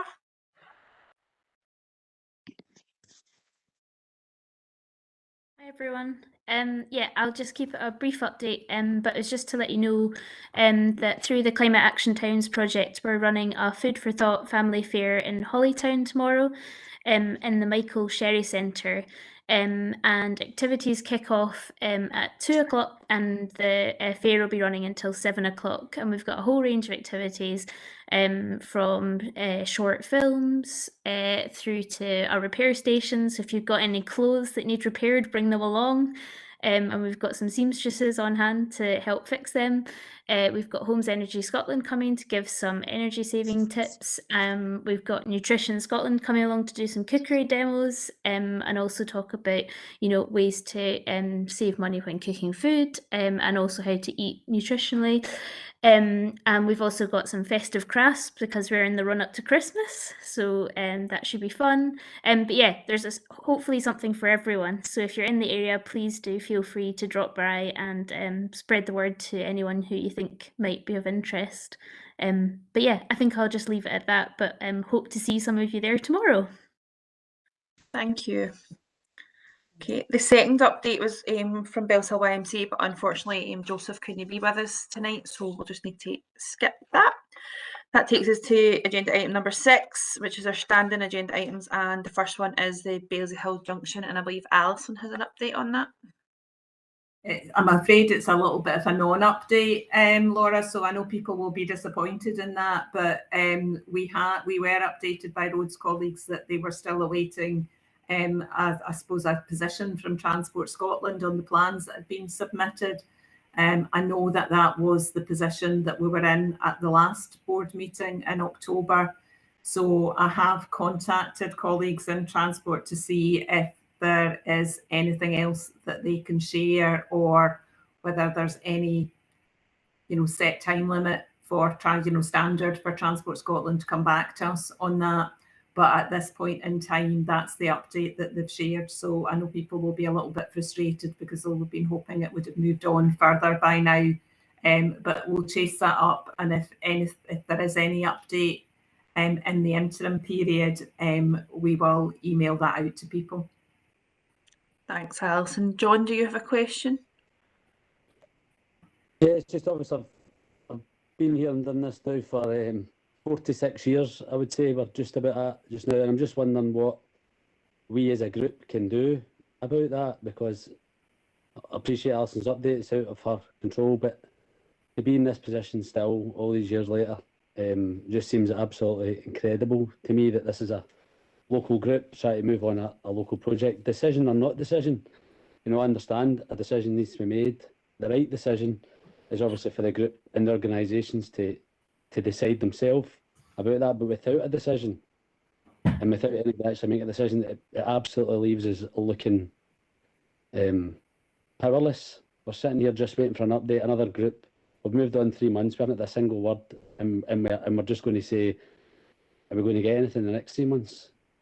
I'm noting that there's a lack of kind of elected representatives on this meeting now as well. It used to be that we would see maybe 6 to 10 local representatives on this, and I didn't hear the apologies at the start in terms of how do we sway, how do we ask the elected members to use that influence to try and get that done on our behalf, because I don't know how you go about getting that influence. I don't know how you go about getting to a decision making point, because if we sit here 3 months later without a single update about it, having asked for one, I don't know how we move this matter on at all, and I don't know if the group is any wider groups get any other thoughts on that. I just don't know if there's anything that we can do here to try and push this on. I just feel like our kids will leave school, they'll have done 8 years between them, and I'll not have heard a single update and not a single lick of paint will have gone down there.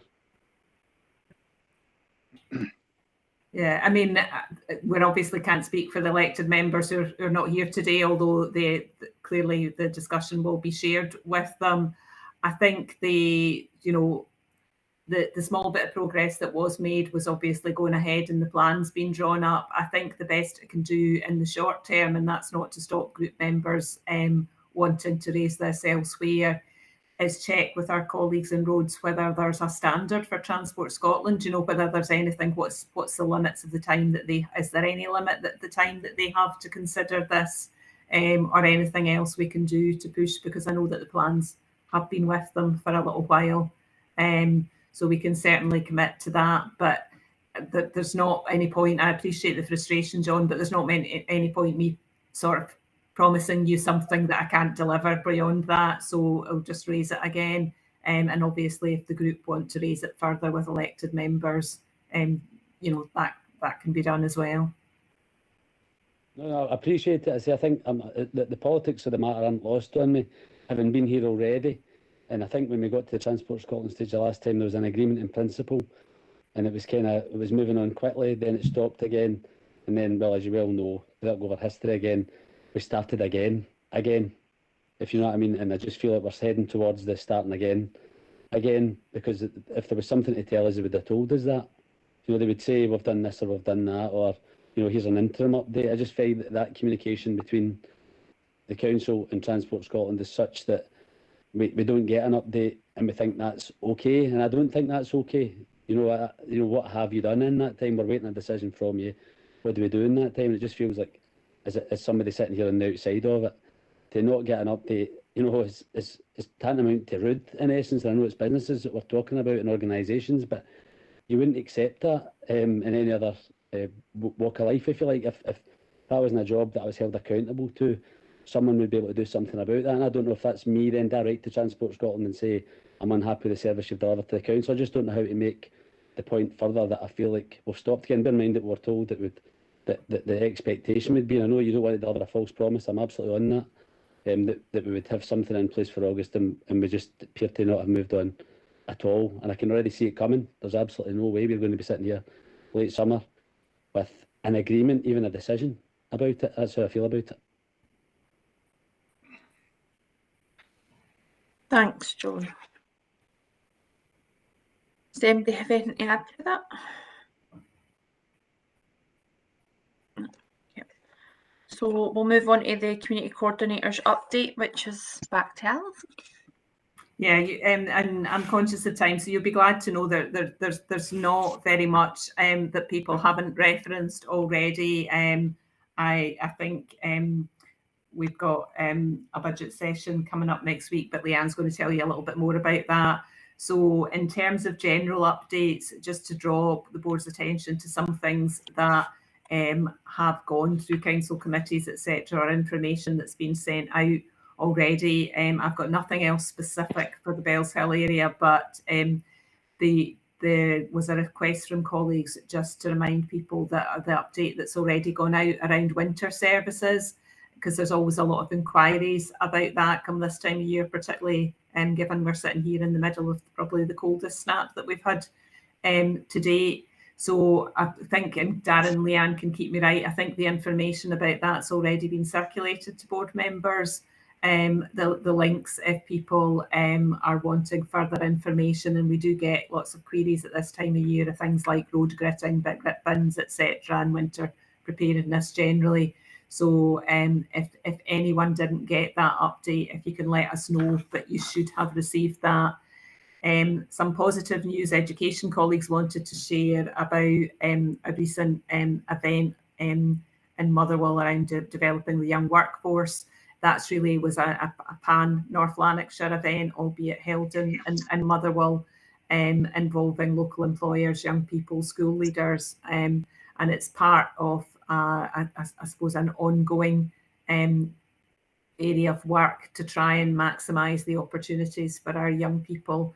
And on the back of that, from employers, there was over 200 offers of either work experience, coaching, support, that sort of thing. So that will benefit young people across North Lanarkshire, including in Bellshill. And finally, just a couple of things from the Environment and Carbon Committee. One was on litter bin strategy, and again there's a link there for people that are interested, but just to say that the there has been a decision to move to larger capacity litter bins. It's been starting in the north in terms of replacement and working down. I think it's more efficient for us to manage, but it also means that there's less problems in the community with overflowing bins, etc. So you should begin to see changes as those are replaced across the council area. And the other thing, which maybe people don't see as major or as a big problem, is the issues of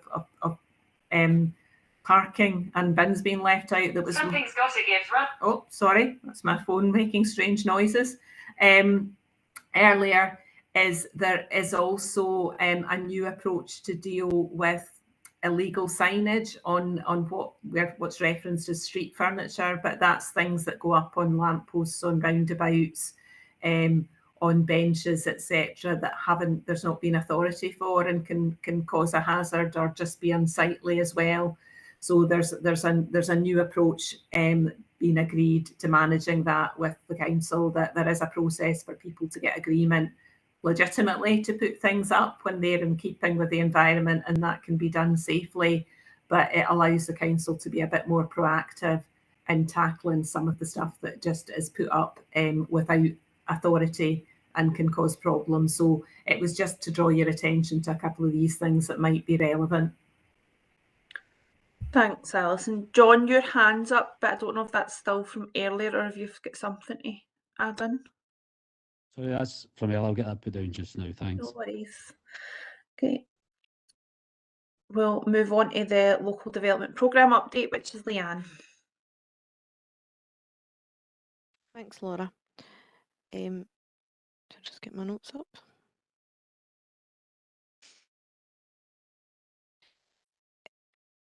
I'll just introduce this report. It's basically the report that was circulated, and the main body of that report is just the standard report that comes to all community board meetings outlining the criteria and the process.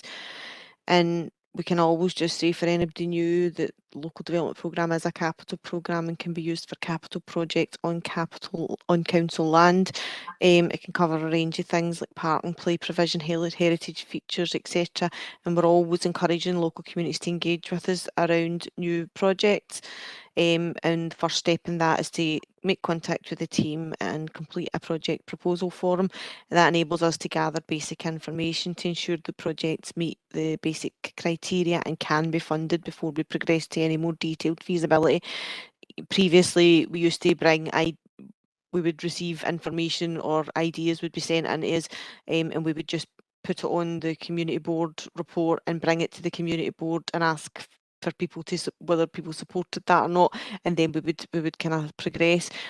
The decision that was made when we tightened up the process over the past kind of few years was that we will not be asking for approval generally at the community board or asking the community board to support any projects until we've received that proposal form, because that allows us to say to rule out projects that absolutely don't fit criteria or are just not going to be feasible quite early on. And it means that projects are more likely to proceed more quickly because we've got very basic information. That's not to say some projects we think are going to proceed, but actually you get to a kind of later stage and something can be thrown out up around the the ground or the land, or the costs can start kind of spiralling and be prohibitive instead in terms of delivery. But we would always encourage groups, local groups or individuals to come forward to us with ideas, and we'll advise on the process. So if there's any ideas or thoughts, make contact with Darren or Kinwa and the local team. So we're currently in year 2 of a 5-year programme. The budget for this year for Bellshill is £165,105. I'm going to bring Darren or Kinwa in at this point, because on the report we seem to have some projects, a couple of projects I think, under the seeking approval part of the appendix, and I think they'll probably have more information than me in terms of any kind of updates on those, or if you want to give any information about before people start to indicate whether they would support those projects or not. I think it's 2 dog walking areas, and I'm assuming that we've received proposal forms for them. Darren, I don't know if you want to come in and say anything about those ones. I think there's 2. that we're seeking approval for tonight. Hi, Leanne. What's the area for the dog walking one, please? We've got Sycamore Avenue and Bairds Avenue, Darren. So those are the only two projects that we're seeking approval for tonight from the community board. And when I say seeking approval, ultimately all local development programme projects, the funding is ultimately approved through council committee because it is council funding. But what we would look for the community board is just a kind of indication of support before we would take it any further. And obviously we would do local consultation on specific projects, individual projects, but we're just really looking for a bit if people are in support of those projects moving to the next stage. I don't have further information on that particular project, Leanne. Kinwad, do you know where we're at with that one? Yeah, can I come in? Plans for consultation going forward? Yeah, can I please come in, Chair? Yeah, it's regarding the two particular dog walking areas in Vale Park. I think they were initiated by the Thorneywood Community Council. They came to us with kind of expression interest about two pieces of council land. One is situated near Sycamore Avenue, I think that's as you mentioned, and the other piece of land is close to actually the Vale Park Gardens area. I think it's an ex primary school that been demolished years ago. It's kind of square shaped kind of land that the Thorneywood Community Council they're quite interested to develop into a kind of communal dog walking area free of charge for the local community. But the problem was that they need to approach planning to find out whether they have any objection in a kind of to let them to use this two pieces of land as dog walking area. So I think we contacted NL Property. They required the community council to contact planning just to make sure that they have no objection to this. But I think we're still waiting for the Thorneywood Community Council to come back to us to confirm that they did contact planning and indicated that that there's no initial objection for the use of these two pieces of lands. I don't know whether Huey got any further information on this regarding. Do we have proposal forums for these? No, because the very first thing NL Property are looking for is the consent. Okay. Form, so we can't planning. ask for approval tonight, so we'll need to put them forward to the next meeting. Yeah, I think so. Yeah, Right, so okay, I think that's fine. wise. Okay. Yeah, thanks. Okay, no problem. Patricia, did you want to come in there? Yeah, I was just going to say, certainly for the Sycamore Avenue, they were wanting planning permission. We've not put planning permission in for that yet. Really not had time to assess it properly as a group because we've been so busy with other projects. Thank you. Okay, is that everything on that then? So we'll take that to the next meeting. Yeah. Okay. So moving on to agenda item 7, any other business? We have information on the budget consultation. Leanne, that's you.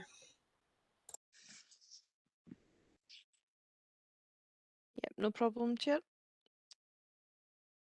So the council is currently holding or just about to start a series of online budget engagement community focus groups, and it's all about better understanding community priorities and providing local people with the opportunity to feed into the very important decisions about services and budgets. I'm sure people have heard that there's some, and I think it was referenced earlier in the meeting, that it's expected, depending on kind of budget announcements, but it's expected that the council will need to make in the region of £75 million in savings over the next 3 years. And it's important that local people are able to be involved in that discussion, and that can be fed into the elected members when they're taking their decisions early next year. So the focus group for Bellshill is next Thursday, the 15th of December. It's 6:30 until 8 o'clock, and it's on Microsoft Teams.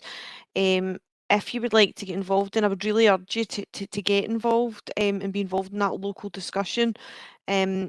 you just email communitymatters@northland.gov.uk. This information has already been circulated to the community board members, but if you would like to be involved, just email your details, what area you're wanting to attend, and we provide your contact information. And once you've registered, we'll issue a link in any papers in advance of the session next week. But just to reiterate, that it is a discussion that is really quite important that local people engage in. Because obviously, you know, that is going to be used and pulled together from all of the community board areas, but also through, there's been kind of equalities and targeted subgroups as well, or not subgroups, sorry, focus groups as well. So all of that information will be used and will be shared with elected members in advance of their discussions early next year. Thanks, Leanne. Hugh, do you have something to come in there? You're on mute. You're on mute, Hugh. Yes, I'm be hoping obviously to tune into that. I really am at a loss what it's about. I know it's about cuts because there is approximately 70-75 million over the next 3 years. So I won't be asking for anything to be added that would cost money. But are they going to actually talk on that evening about people? I mean, for example, don't take any offence about this, but I never use libraries. So if they shut every library in North Lanarkshire, it wouldn't bother Hugh Breen.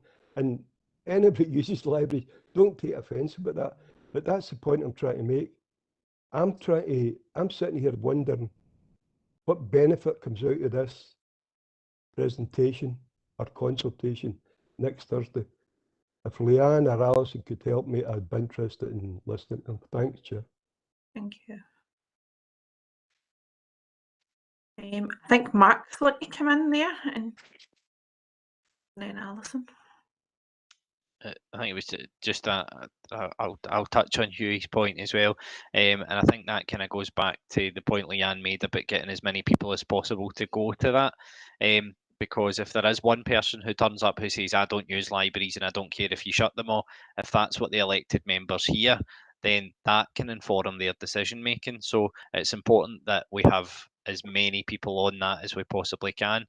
I know, Leanne, you touched this my question that I wanted to come in with was you'd kind of touched on that there has been kind of targeted focus groups, or there will be targeted focus groups.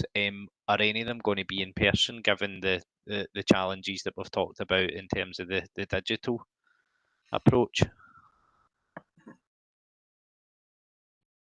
I can come back in relation to the targeted groups have taken place.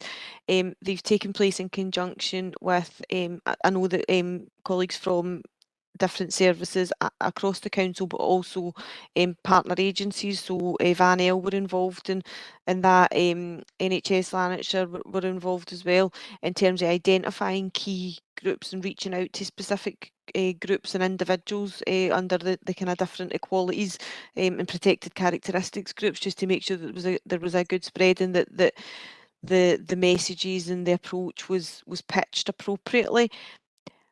I think that some of them, I would imagine, were delivered in person. We didn't. We're looking at the local ones.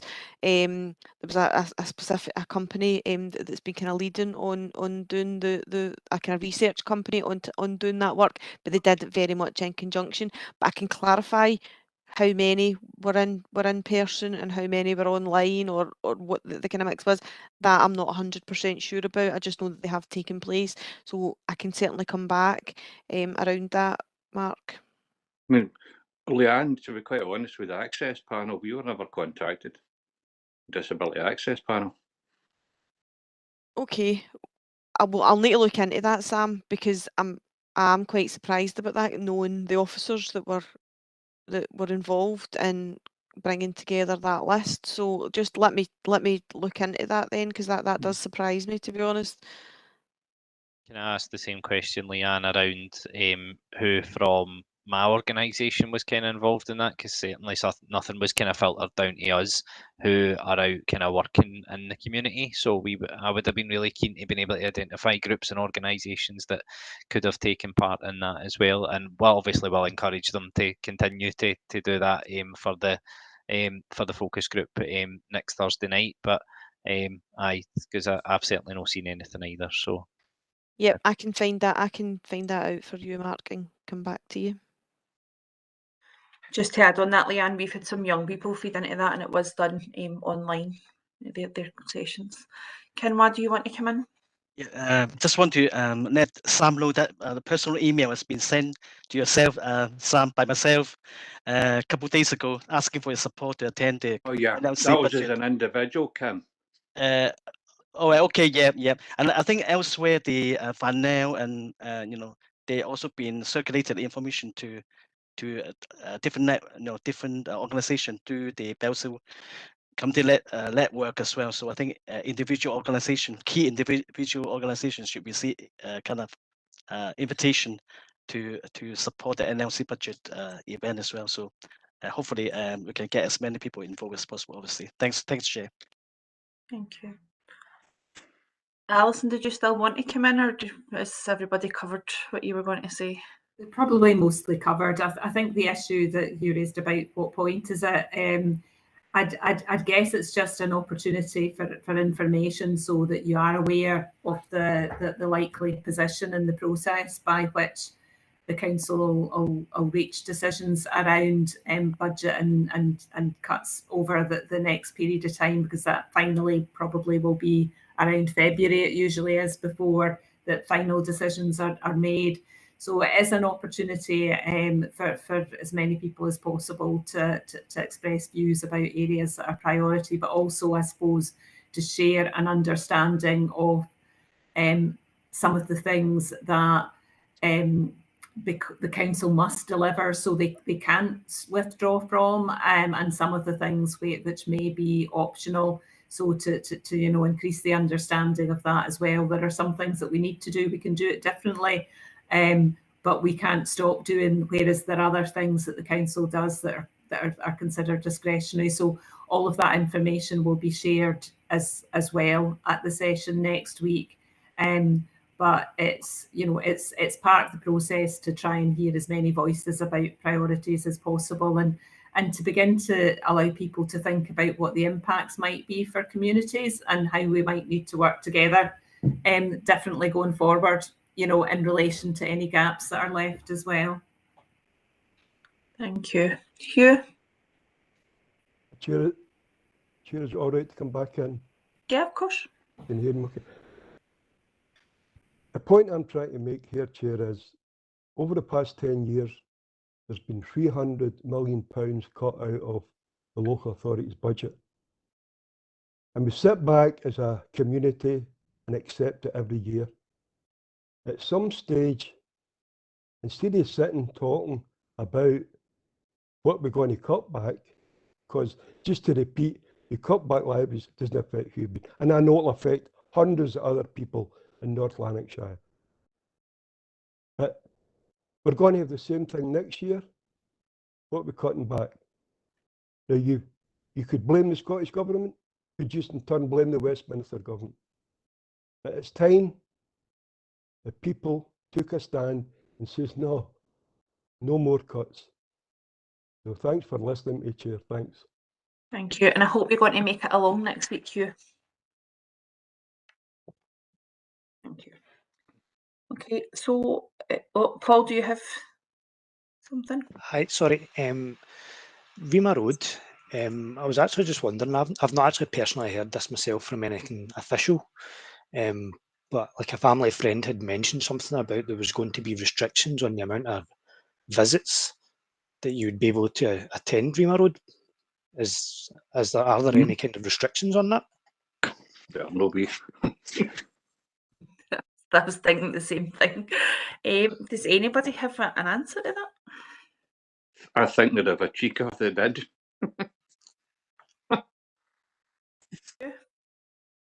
Chair, is the gentleman talking about the where you go to dump your rubbish, no? Yeah. Yeah, the recycling centre. Well, I'm only guessing because they're going to be house building there. That's what they might mean, you know. They're Yeah, going to. the housing's happening opposite Rima Road, so I think the site's unaffected. So I don't know, maybe they could be bringing in restrictions because of housing, but he said something to the effect that you would only be allowed 2 visits per month or something like that. But I don't really know if he's just making that up or it's hearsay or if there's actually something in it. Paul, that might be one of the cutbacks next Thursday, so maybe you should tune in next Thursday. Yep. Also, sorry, one other thing. Is there anyone that's able to speak about 20-minute neighbourhoods? No? Well, Leanne. Not something that I can necessarily speak about with any authority. I just know that it's, and I know Chiara's coming in, I know that there's a kind of national push towards 20-minute neighbourhoods, and certainly around the work that's happening, the kind of place-based activity and work, and certainly the kind of work around town and community hubs, and and the kind of town visions for North Lanarkshire. That's certainly been a consideration that's been kind of built into that discussion, is about making sure that people have key services accessible to them within that kind of 20-minute there and back. So it's a bit of a kind of target and an aim that's been looked at. And I know certainly the recent work that's been discussed around the kind of green space strategy, there's been a big focus on 20-minute neighbourhoods. So I don't have detail in terms of, but I know that it's something that's being looked at nationally, and that certainly in North Lanarkshire we're trying to build into a number of different kind of strategies and strands and programmes of work. And So- it's just kind of built in as a kind of key Yeah. principle, I would say, more than anything. But I don't know if Chiara's got something to say from that more kind of national perspective. Yeah, I'll just come in quickly. There is a 20-minute neighbourhood sort of roadmap and advice thing underway, and I think that's due to be published in from a kind of Scottish Government level with lots of kind of case studies. So it's not just academic theory, it's actually saying how it's been applied in different contexts, because rather than thinking of it, I suppose, as a tick box list or things like that, is actually applying it to different contexts. So whether that's a rural area, an urban area, a city, whatever that is. But we've also got on Architecture and Design Scotland's website, there's a couple of blog pieces on 20-minute neighbourhoods as well, which might be of interest to you. And if you want to drop me a line with any queries you have, I'm happy to try and help you, like send information or whatever, if that would help, Paul. No problem. Thanks for that. It's just the reason that I'm asking is because on the surface level, it kind of sounds nice. Can't really kind of disagree with it. Posted another article, but I'll summarise it. So there's not really a lot of detail in what this actually looks like in practice, but Oxford, as you can see, are also pursuing a 15-minute neighbourhood. So there's all this 15, 20-minute neighbourhood concept. So they are splitting Oxford into 6 different zones, and you can freely move about in your area within a car. They're introducing filter lanes which restrict you from getting from one neighbourhood to another neighbourhood, and you need to apply for a permit to be able to drive into another neighbourhood for a maximum of 100 days per year. The scheme's been enforced by those ANPR cameras, number plate recognition, and fines are issued if you exceed your allocation for going out of your neighbourhood. So when you actually start to get a bit of detail in what it means in practice, it doesn't actually sound that nice. So yeah, I was just kind of wondering if there's any technical information, if you like, from North Lanarkshire on this and what it actually means in practice. Just to jump back in quickly, the Scottish Government piece of sort of the route map, whatever they want to call it, that will have kind of contextual examples, and I don't believe any of which are anything like that Oxford one. I've never heard of that particular application of the principle in reality, and I think that's the thing, is it can take lots of different approaches in how it's applied. but thinking of it as a more like holistic framework for decision making rather than getting caught up in is it 15 minutes, is it 20 minutes, and what it is. But thanks for sharing the example. I'll have a look at that, and as I say, if you want to drop me a line, I can also forward you on any other information that's maybe more Scottish context based as well. Okay, no problem. I appreciate that this is Oxford only, but just now there's lots of different councils basically using the same terminology, phrasing, etc. But there's no actual substance behind what it will actually mean living in this area. So that's basically the reason why I'm asking. Okay. Just before I move on to Jim, just for Sam's sake, just to let you know that the things in the chat bar, Sam, that have been put up have just been links, and Leanne putting in about the budget meetings next week. So you've not. Laura, as I said earlier, there will be nothing put in the chat bar that we won't share following the meeting. Yeah, I'm just conscious there was quite a lot of pop-ups there at the one time, just in case anybody thought they were missing something. Jim? Just a quick one, Chair, just in Paul's previous point. I think the legislation in Scotland and England is completely different, so I would put his mind at ease. I don't think that type of thing would be able to come up here. They work very, very different to us down there in regards to that type of stuff, especially even the policing model is different as well, so I can't see that ever happening, that type of thing up here. Thank you. Liz? Thank you.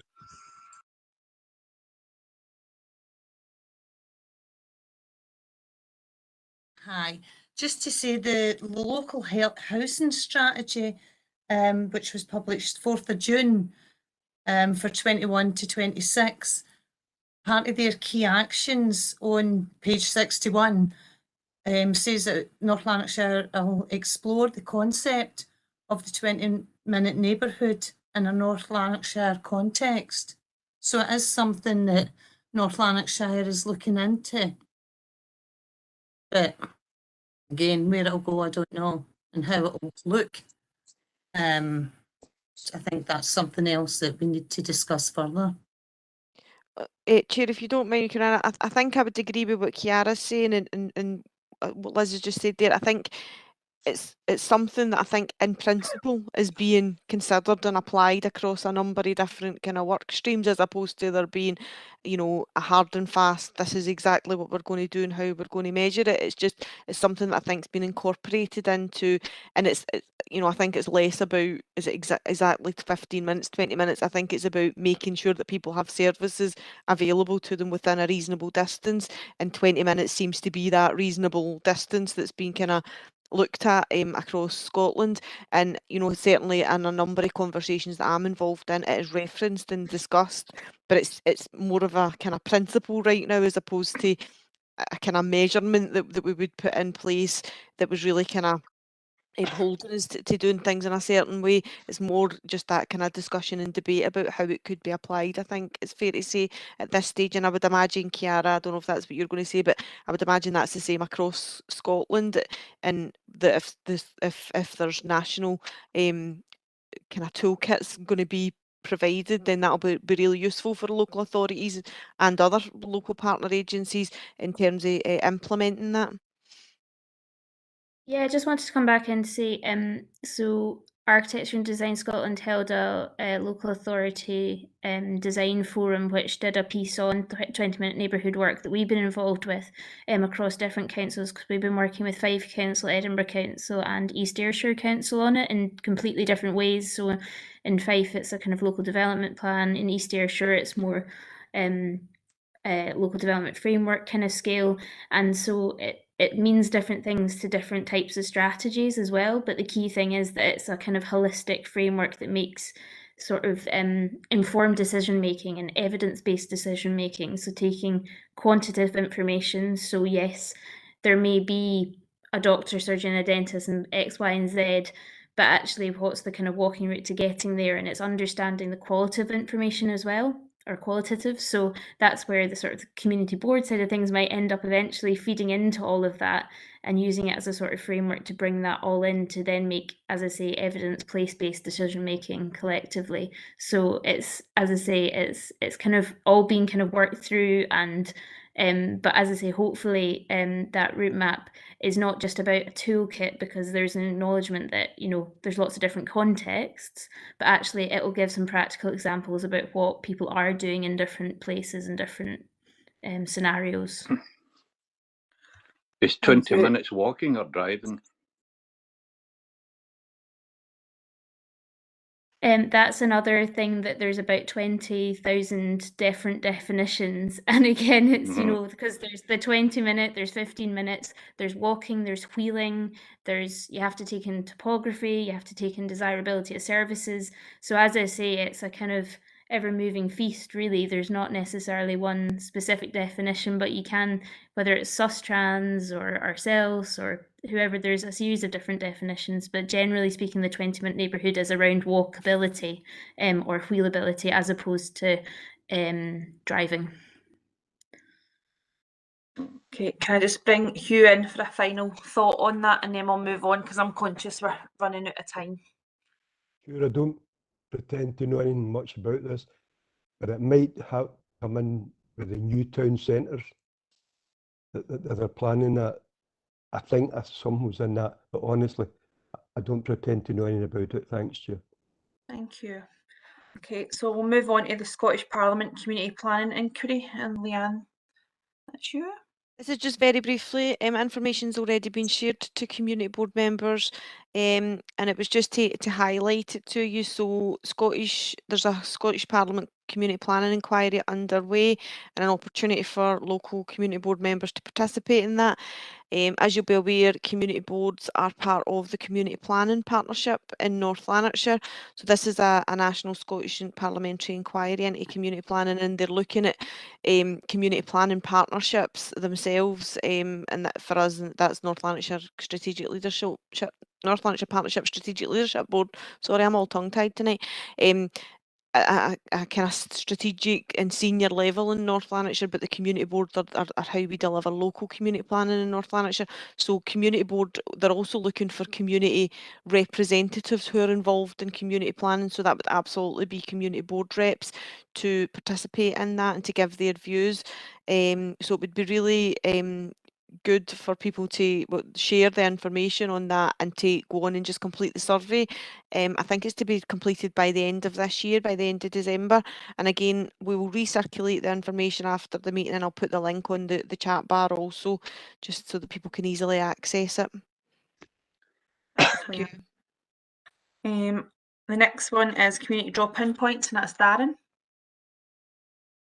Thank you, Chair. Apologies, I keep dropping out with my internet tonight, so I'm going to keep my camera off. It doesn't seem to be working.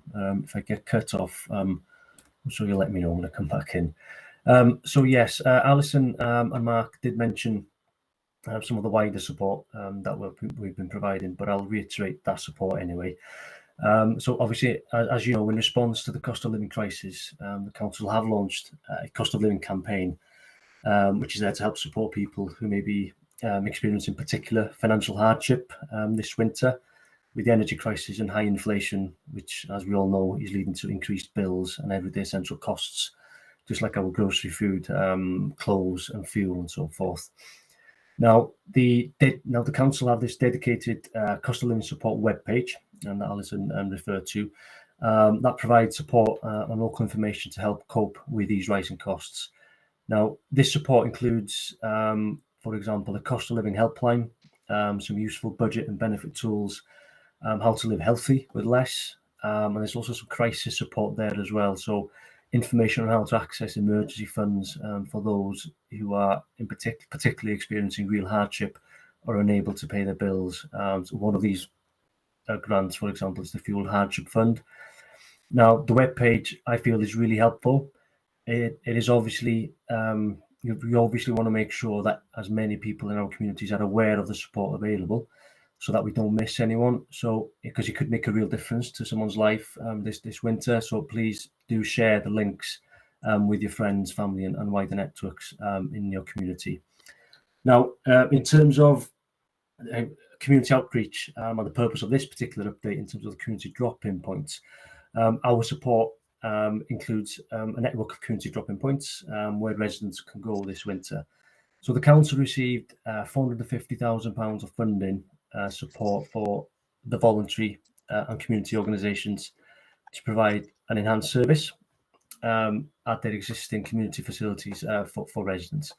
Now, these facilities have been they've been backed up by what is called welcome hubs, which are council-run premises. So your libraries, your community centres, your leisure centres, where people can go. Now, 65 organisations successfully received a one-off grant funding for the period 1st of November to 31st of March next year to deliver this enhanced cost of living support to help tackle the immediate crisis that is facing many individuals and families in our community this winter. Now, these organisations are currently providing their venues mostly for warmth, a place for hot drink and something to eat, a space to meet and chat to people, and to access Wi-Fi and receive additional information. In terms of Bellshill, we've got a really good spread where we have 9 community drop-in points across the locality, which is the most of all the 9 boards. And I'll list them quite quickly. They are YMCA Bellshill and Moss End, Orbiston Neighbourhood Centre, Uddingston Burnett Parish Hall, View Care Project, Salvation Army, Lanarkshire Muslim Welfare Society, Thornywood Community Council, VIP Arts and Sports Academy, Burnett Bowling Club, and Bellshill St Andrews United Free Church of Scotland. And I know at least one or two of all those organisations are on the call this evening. I just want to say a big thank you for your engagement with this particular campaign, because without it, we wouldn't be able to reach those who need it the most. And obviously, your community groups and voluntary organisations are the eyes and ears of our communities, and you know how to reach your influence in the community in terms of reaching the most in need is crucial for this campaign. To help us monitor the effectiveness of this, or to support voluntary groups and how effective they are, we are monitoring this on a monthly basis, and we've just received our first monitoring forms from groups. And quite positively, I think it is good news. It is encouraging that people are starting to make use of these spaces, mostly for warmth and hot drink, or just to socialise with other people. With each of those venues identified, or most of those venues identified, having up to 50 attending over the past 2 weeks alone. So those who have been making the most of this are senior citizens, so those aged 60 plus, people with a disability or long-term health condition, and families as well. Obviously, the weather is starting to turn. The cold weather is now, is really starting to get a hold. So we really do anticipate more people using these community drop-in points across Bellshill and wide the North Lanarkshire, of course. And so a full list of these community drop-in points can be found on the council website. We'll obviously share this link with you following the meeting. And our corporate communications team, they have distributed as well flyers and booklets for each of these centres, so that they can give these out and disseminate to the wider community. And within that as well, there is opportunity for people who are making use of these spaces to provide some feedback as well, because it's great that community organisations and groups are actually providing really positive feedback in terms of how they feel, how important they feel this grant is for them over the winter period. But we're equally, if not more important, that we get some feedback from those who are using it as well. So people can provide their feedback anonymously through a QR code on these booklets, or they can do it via a hard copy as well, that is also available to the community centres. So that's the update on the community drop-in points. I very much welcome any questions anybody has on that. Thank you, Chair. Thanks, Dan. Does anybody have any questions on that? Mark? Thanks, Dan. I had a conversation with one of the elected members today about the printed materials around the community drop-in points. A lot of the organisations that are on there, it's their organisation or building's whole opening time that seems to be on it, rather than just the time that they've dedicated to their Warm Space initiative. I don't know if that's been the standard across the whole of North Lanarkshire, or whether it's if it's something that we can rectify, because we have had a lot of community groups and organisations, as you know, Darren. I've been annoying you in email for the last couple of weeks just looking for that kind of printed version. But I suppose my conversation with the elected member was, do you know, if somebody turns up and it's just the building's opening time, but actually they don't have hot drinks and food and activities and stuff on at that particular time, but the poster says it does. Again, don't want to labour the point, but I think that's a missed opportunity. Right. Thanks, Mark. Is that in reference to the map? So the information that we have on the map is incorrect in terms of the opening times. It's not. So I think digitally it's fine. It's the printed. It's a printed blue poster that has the 9 organisations on it, but generally it just has their whole organisation's opening times. Okay. I'll look into it, Mark, because it should reflect what we have on the website in terms of the maps. Because yeah, okay. I'll look into that, Mark, and I'll get back to you with an update. See what we can do about that, because obviously, yeah, that can be a challenge. So yeah, I need to look into it. Thanks, Darren. Leanne, did you want to come in there? Yeah, sorry if I missed that. I had a bit of an urgent call I had to just answer there, but can I just clarify, and I don't know if this is what Darren's asked, are you talking about the voluntary sector run provision or the council facilities, Mark? So it looks as though the material has been provided with the cost of living branding of the council, but it's the voluntary sector one. So it's those 9 voluntary sector organisations: Burnhead Church, Burnhead Bowling Club, etc. But generally, it's just got like their open 9 to 5. Right. Okay. I'll look.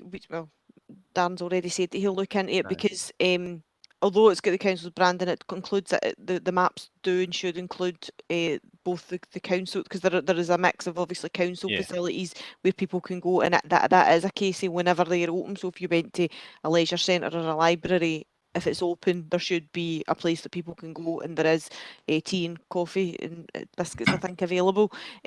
But in terms of the voluntary sector provision, it should be more detailed and clearer around when they're providing that particular service. So we'll look into that, but I just wanted to clarify, just in case there had been any confusion between the council facilities and the voluntary sector facilities. No, But we'll certainly look at that. It's definitely the voluntary sector facilities, and it's just all the information's there, and it's fine. It's just got their opening times, and it's like 9 till 5. But I know, because I've checked the map, that they're not offering the Warm Space from 9 till 5. It's only maybe from like 11:30 to 1:30 or whatever during that time. So the two of them don't marry up. Thanks for raising that, Mark. Any other questions?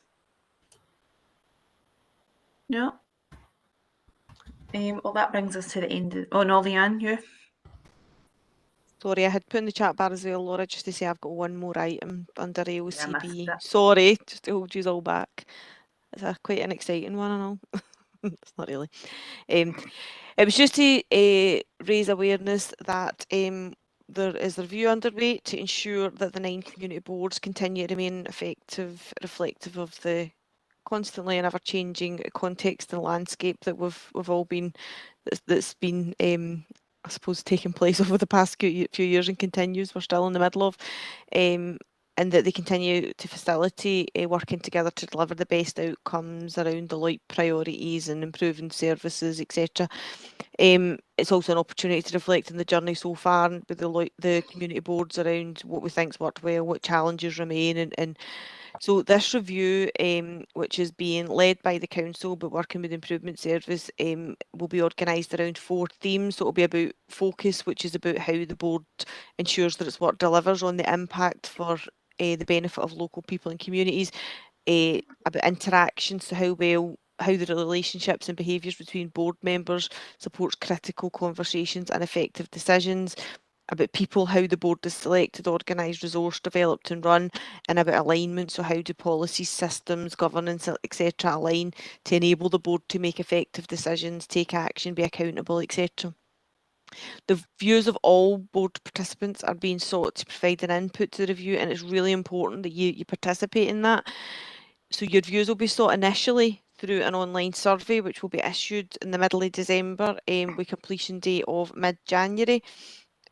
All responses will be anonymous, so you're absolutely encouraged to provide an honest but evidence-based response to the survey. And a similar survey, so although we're talking about the community board here tonight, it's more about the wider community planning and partnership structures in North Lanarkshire. So a similar survey will be undertaken with participants in the North Lanarkshire Partnership Strategic Leadership Board. Always get tongue-tied saying that. And that's made up of the chief executives of police, fire, health, the council, you know, all the key agencies in North Lanarkshire.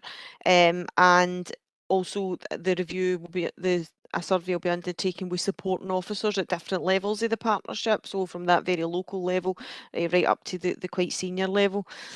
So initial outputs for the review will be shared with the community boards at the first cycle of meetings in 2023.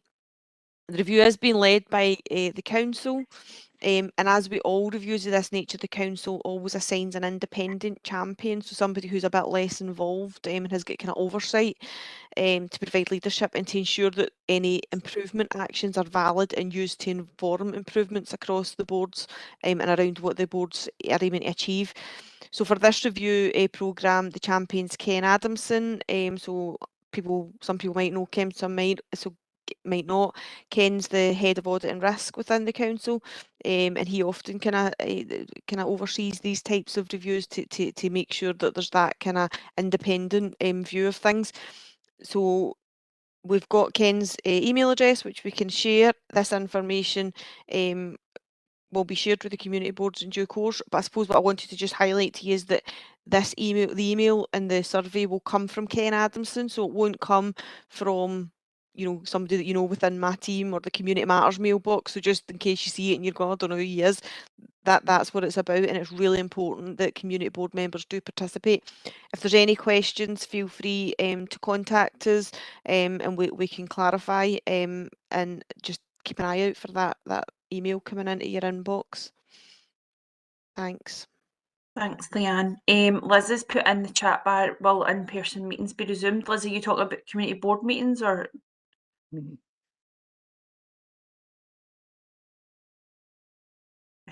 All kind of meetings. Is everything going to be online? Because not everyone has access to the digital world, when we say, and not everybody's comfortable with it. I don't know if you've noticed, I've kept my camera off tonight as well.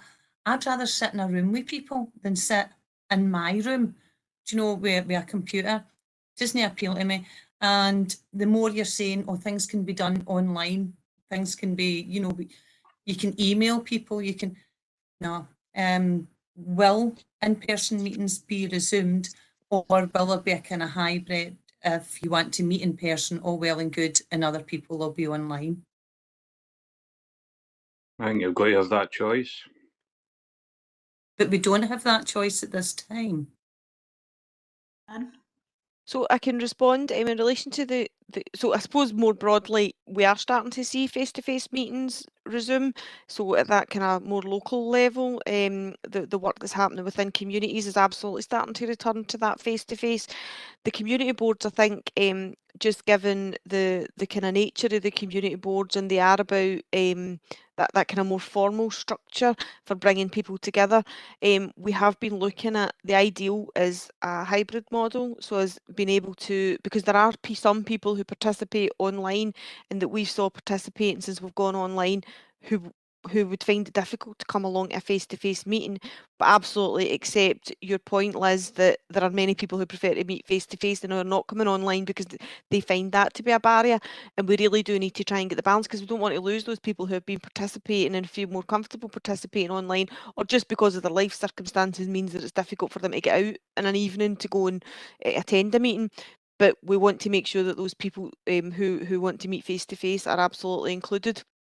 We have been working really hard with our colleagues in IT behind the scenes to try and find a solution. So the council, the council can do like committee meetings. Obviously, you'll see they're hybrid, so they are delivered in the chambers, but those members who can't participate can participate online. And we can do it from that one location. The problem then is about how you make that mobile and are able to take that out into different communities and different venues within communities, because so what we've been looking at is the potential to use a high school in each. So the classrooms in many of the high schools are set up to be able to do that, but it wouldn't necessarily be a big enough room. We would need to look at the halls. So we're working very hard with IT to at least have one venue, or to look at some kind of a portable solution, which I don't know enough about. I don't even know if that exists, but I know that they're looking at it. To at least have one venue in each of the 9 community board areas. But even that means then you've sometimes got people in outlying villages who maybe are like, well, I would come to a meeting if it was in Hollytown, but I'm not going to go if it's. And what we always used to do with the old local area partnerships was try and move around and go to different venues within communities. So there are challenges with it, and I think we're all really wanting to get back to face, because I know I've been at quite a few face meetings, and you really do miss it. You know, you walk in, you think, well, this is great, and you get that opportunity of a wee chat before the meeting starts or at the end, and so it really is what we're aiming for, but we just want to do it in a way that's responsible and doesn't just leave the people who have been participating online in a position where they don't feel they can participate. So we're absolutely looking at it, and we are aiming to get something in place for the next cycle of meetings. Thanks for that, Leanne. Thank you. Thanks. Does anybody have any final thoughts, questions? No. So the last thing on the agenda is the date and time of the next meeting, which is still to be confirmed, but it will be in the new year. If anybody would like to volunteer to chair, please let us know. And just to say, I hope you all have a happy and safe holiday season. And I will see summies before that, but if I don't, have a nice Christmas break, guys. Thank you. Same to you all. Thanks, Thanks, Chair. Laura. Yeah, Thanks, you, Laura. everyone. Thank you. Christmas, Bye-bye. everybody. Thanks very much. Merry Christmas. Bye.